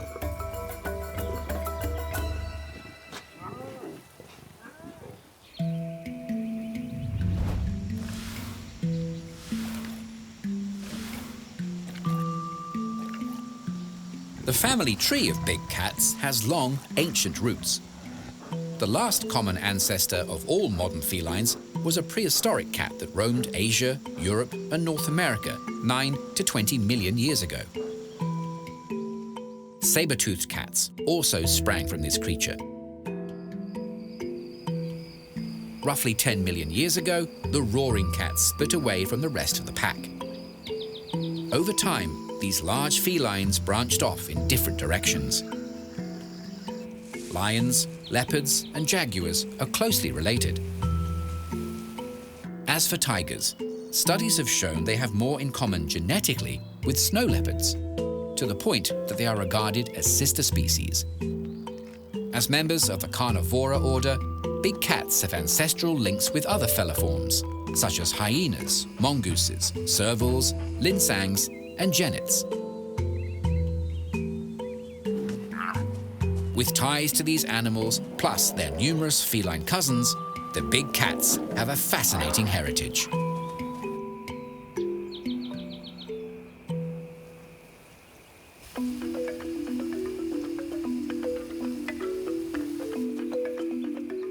To the casual observer, big cats might seem to be lethargic animals, lounging around and dozing.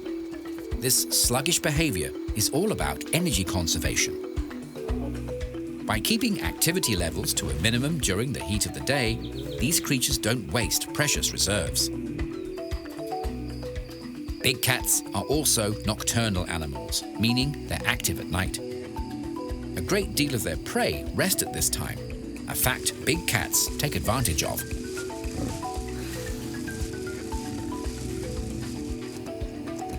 As opportunistic predators, if the chance of a daytime meal presents itself, they will follow their instincts.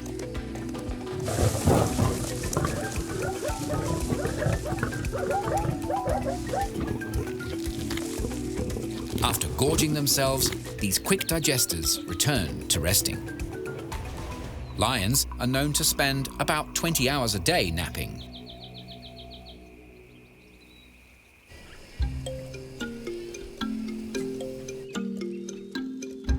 Apart from females with cubs, the majority of big cats are solitary animals.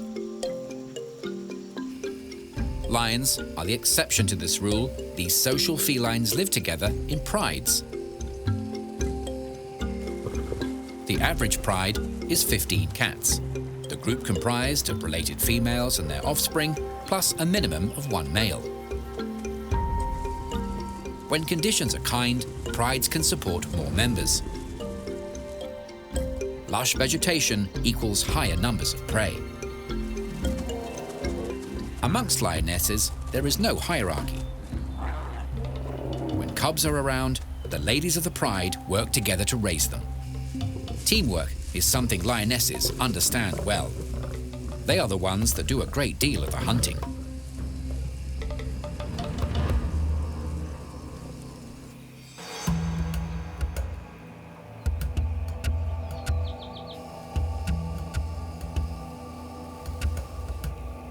Lions have highly developed frontal cortexes, the part of the brain responsible for problem solving and decision making. In lionesses, this section of the brain is more prominent, perhaps explaining their advanced hunting strategies compared to the males in a pride.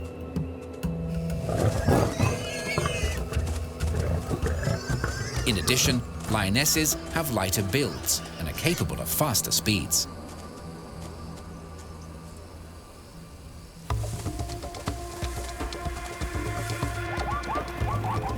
Cooperation has its rewards. Hunting as a group, lions can go after much larger prey compared to what their solitary cousins can capture.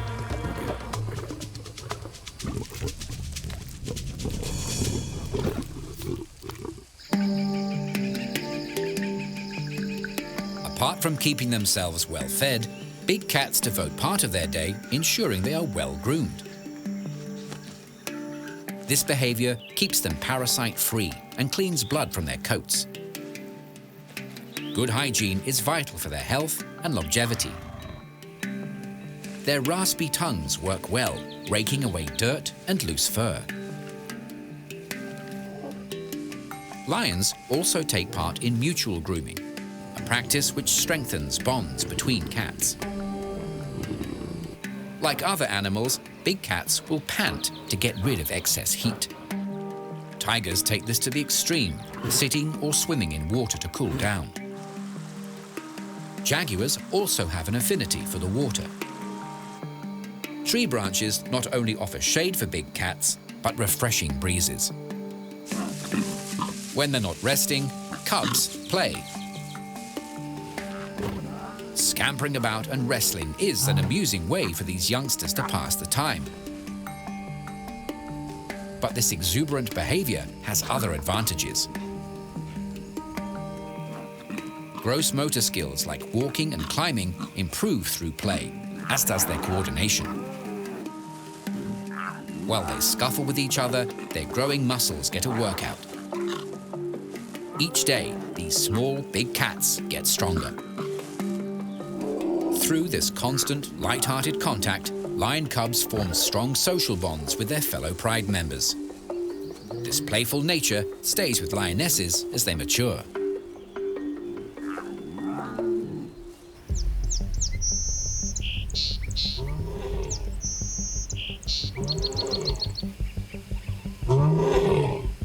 Being the four that can roar, communication is something all big cats excel at. Vocalizing is one obvious way these felines send messages to each other. Scent marking is another way these cats keep in touch. By spraying urine, they stake out territory.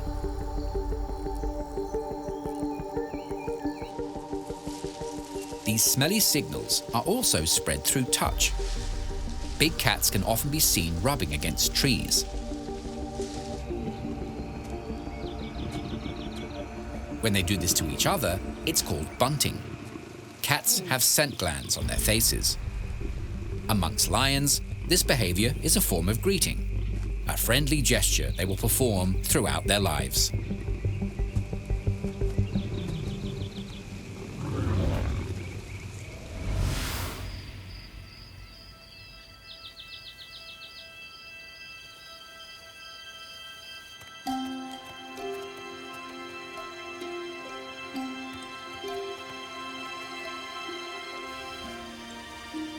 Big cats are attention magnets, especially when they are cubs.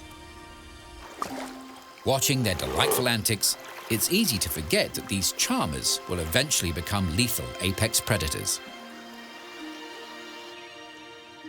Jaguar cubs, like this zooborn, arrive after a gestation period of about 100 days. They are usually born in litters of 2. Jaguar cubs are weaned off milk by the time they're 3 months old. Soon after this stage, they join their mother on hunting trips. Young jaguars usually take 2 years to become independent cats. In their natural environment, these majestic creatures can survive for 12 to 15 years. Tigers come into the world surrounded by siblings. After a 3.5-month pregnancy, tigresses can have up to 7 in a litter. The average cub weighs about 1 kilo. These baby felines can't see properly until they're about 2 weeks old. For their first 2 months, tiger cubs rely on their mother's milk for nourishment. When baby tigers reach the 6-week mark, life starts to get more interesting. Cubs begin to include meat in their diet, and they are allowed to venture out from the safety of their den to explore the wider world. These zoo-born cubs are spoiled with playmates and toys, the perfect combination to challenge growing bodies and minds. By the time a tiger cub is 4 months old, it's the size of a medium dog. 2 months later, and the stripy youngsters are fully weaned off milk. Not long after this, mother tigers allow their cubs to accompany her when foraging. Hunting is one of many life skills they need to master to ensure they are successful, healthy adults. At 18 months, juvenile tigers become independent, leaving their mother to establish territories of their own. Young females can raise their first litter by their 3rd or 4th birthday.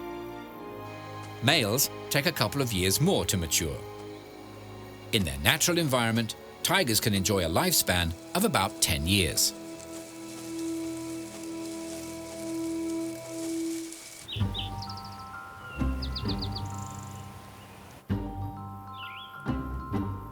With lions, their lives start in a similar manner to tigers.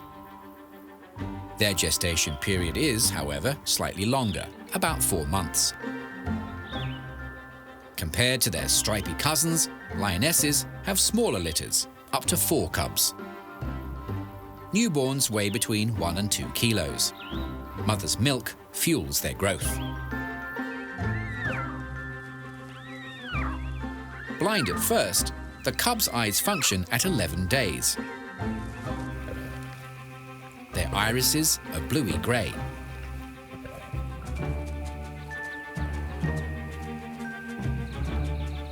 These furry babies gain the strength to walk at 2 weeks.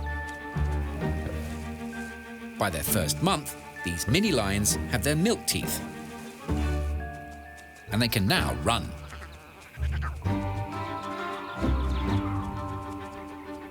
Lion cubs have brown rosette markings on their coats, similar to those on leopards. These are believed to offer the babies camouflage. As the cat matures, they will fade. On lionesses, these spots can persist underneath their bodies and on their limbs. Lionesses usually wait until her offspring are 6 to 8 weeks old before rejoining the pride. The teamwork seen amongst lionesses sometimes extends to raising cubs. Within a pride, females appear to synchronize their reproductive cycles, which leads to communal suckling and babysitting. Curious youngsters always appreciate extra playmates. The bolder ones will attempt to engage with older members of the pride. Results can be mixed. By 2 to 3 months, the cub's eye color changes to orangey brown, like the adults. At this stage, they begin to eat meat. This is also when their mature coat starts to develop. Before long, their tail tip develops a tuft.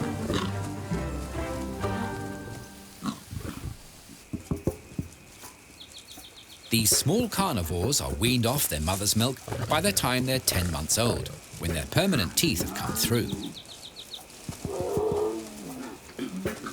With lots of play fighting as training, cubs soon learn to hunt.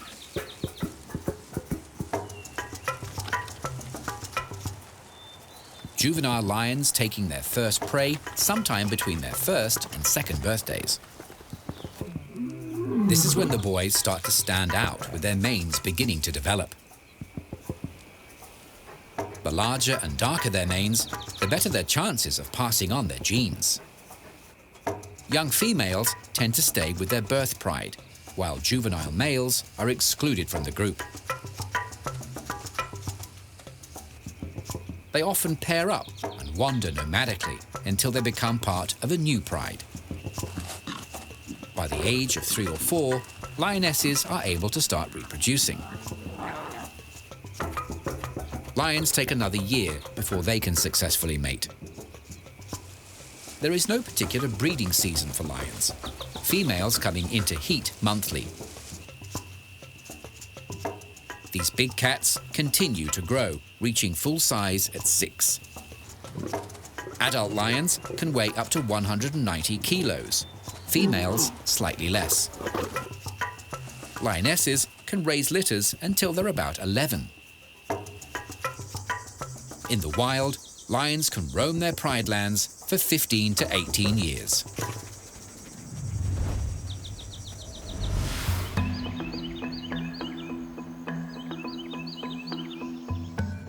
While big cats are all felines, each species has their own particular needs that help them succeed in their environment. Tigers, for example, prefer to be close to water, like plenty of cover, and require abundant prey in their locality. A variety of habitats provide these necessities for tigers, including forests, woodlands, swamps, and grasslands. Dense vegetation particularly suits them, allowing their stripes to do their work, hiding their bodies in plain sight. Leopards are adaptable cats, but rainforests and savanna are favored over other environments. Wherever they live, trees are important to these cats. Up in the branches is where these spotted felines spend the majority of their day, keeping cool and resting. Trees also provide leopards with good vantage points. When something sparks their interest, they can move down to ground level to take a closer look. While they are large animals, zebras are not beyond a hungry leopard. Antelope are a common food source for these big cats. Bigger species are consumed where they fall. Smaller antelope are often dragged up into trees to ensure the leopard can dine in peace or not have it stolen. Adult leopards are solitary animals, and territory is everything to them. Scent marking and clawed tree trunks are obvious signposts to other leopards, warning them that they are trespassing. Their Latin American cousins, jaguars, show a preference for wooded regions and swampland.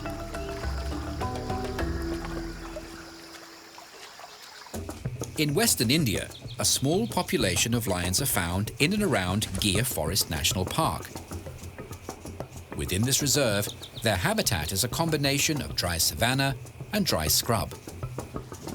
Meanwhile, in Africa, lions occupy a variety of habitats, such as grasslands and savannas, open woodlands, scrub, and semi-arid plains.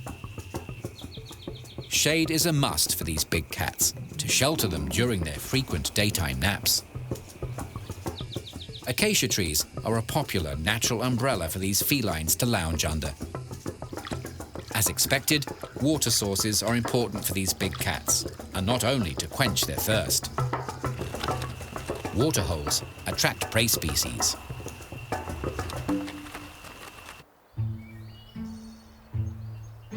Amongst terrestrial carnivores, cats are the strictest.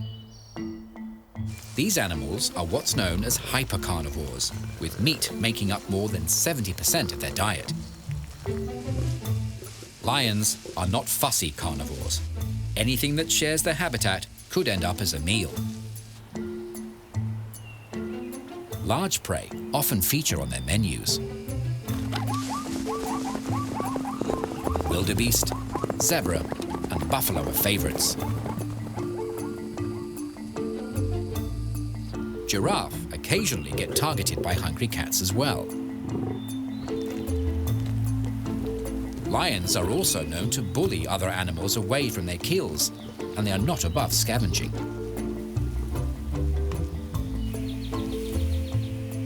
To protect themselves from hard hoof kicks whilst trying to catch a meal, lions have loose belly skin. In a pride, there is a pecking order at meal times. If males are present, they eat first. Then the lionesses, and finally, any cubs. A mature lion can devour 18 kilos in one sitting. If their daily intake is threatened, fights can erupt.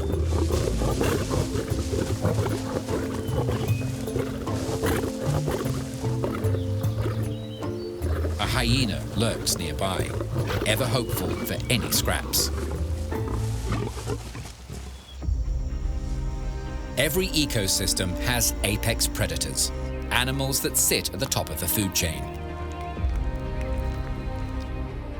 Big cats take on this role, influencing their environment from the top down. By keeping prey populations in check, they ensure the stability and health of the entire community. For example, by thinning out herds, lions inadvertently make sure herbivore food supplies aren't overgrazed. Sick and weak animals make easy prey. Their removal from a population makes the remaining gene pool disease-free and stronger. Lions earn their title as king of the beasts, ruling over their pride lands for the benefit of the whole wild community.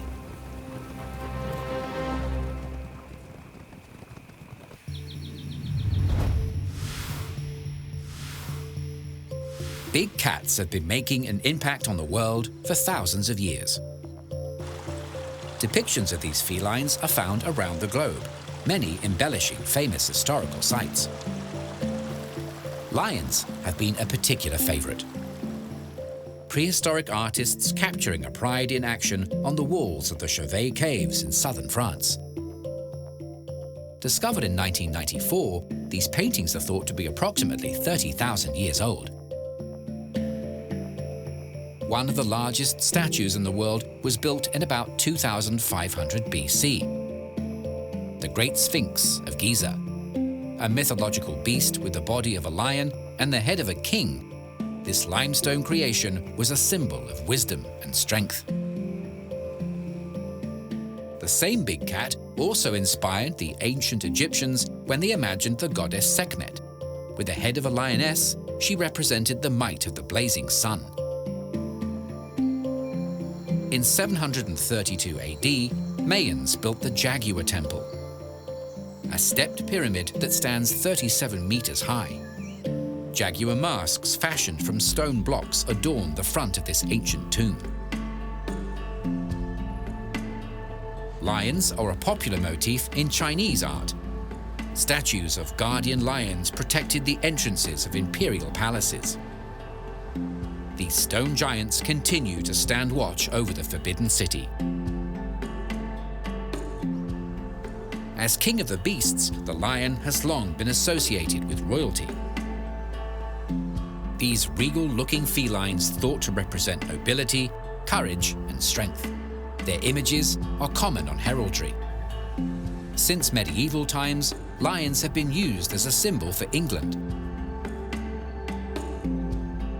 Other nations hold big cats in high esteem.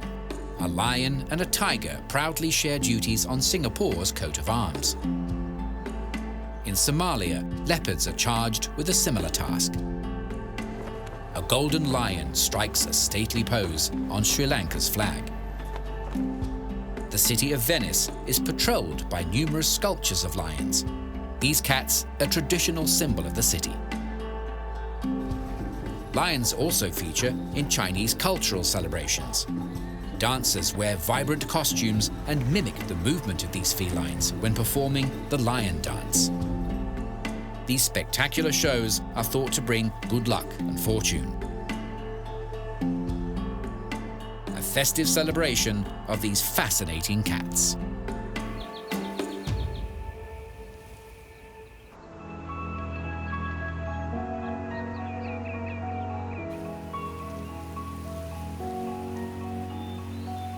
As much as big cats are admired, these majestic animals face a multitude of challenges in the modern world. Habitat loss is a big issue. As large felines, they need space to roam around and hunt. Deforestation and fragmentation impacts these wild cats, as does agriculture and human encroachment. The closer communities get to big cat territories, conflicts occur. Loss of habitat also affects their prey species, which means lower food supplies for these apex predators. The reduction in their populations upsetting the balance of the entire ecosystem. The bushmeat trade, trophy hunting, and poaching all contribute to declines in wild populations. Some cultures continue to believe in the supposed magical and medicinal properties of big cat body parts. A cruel and pointless practice. The conservation status of each big cat varies.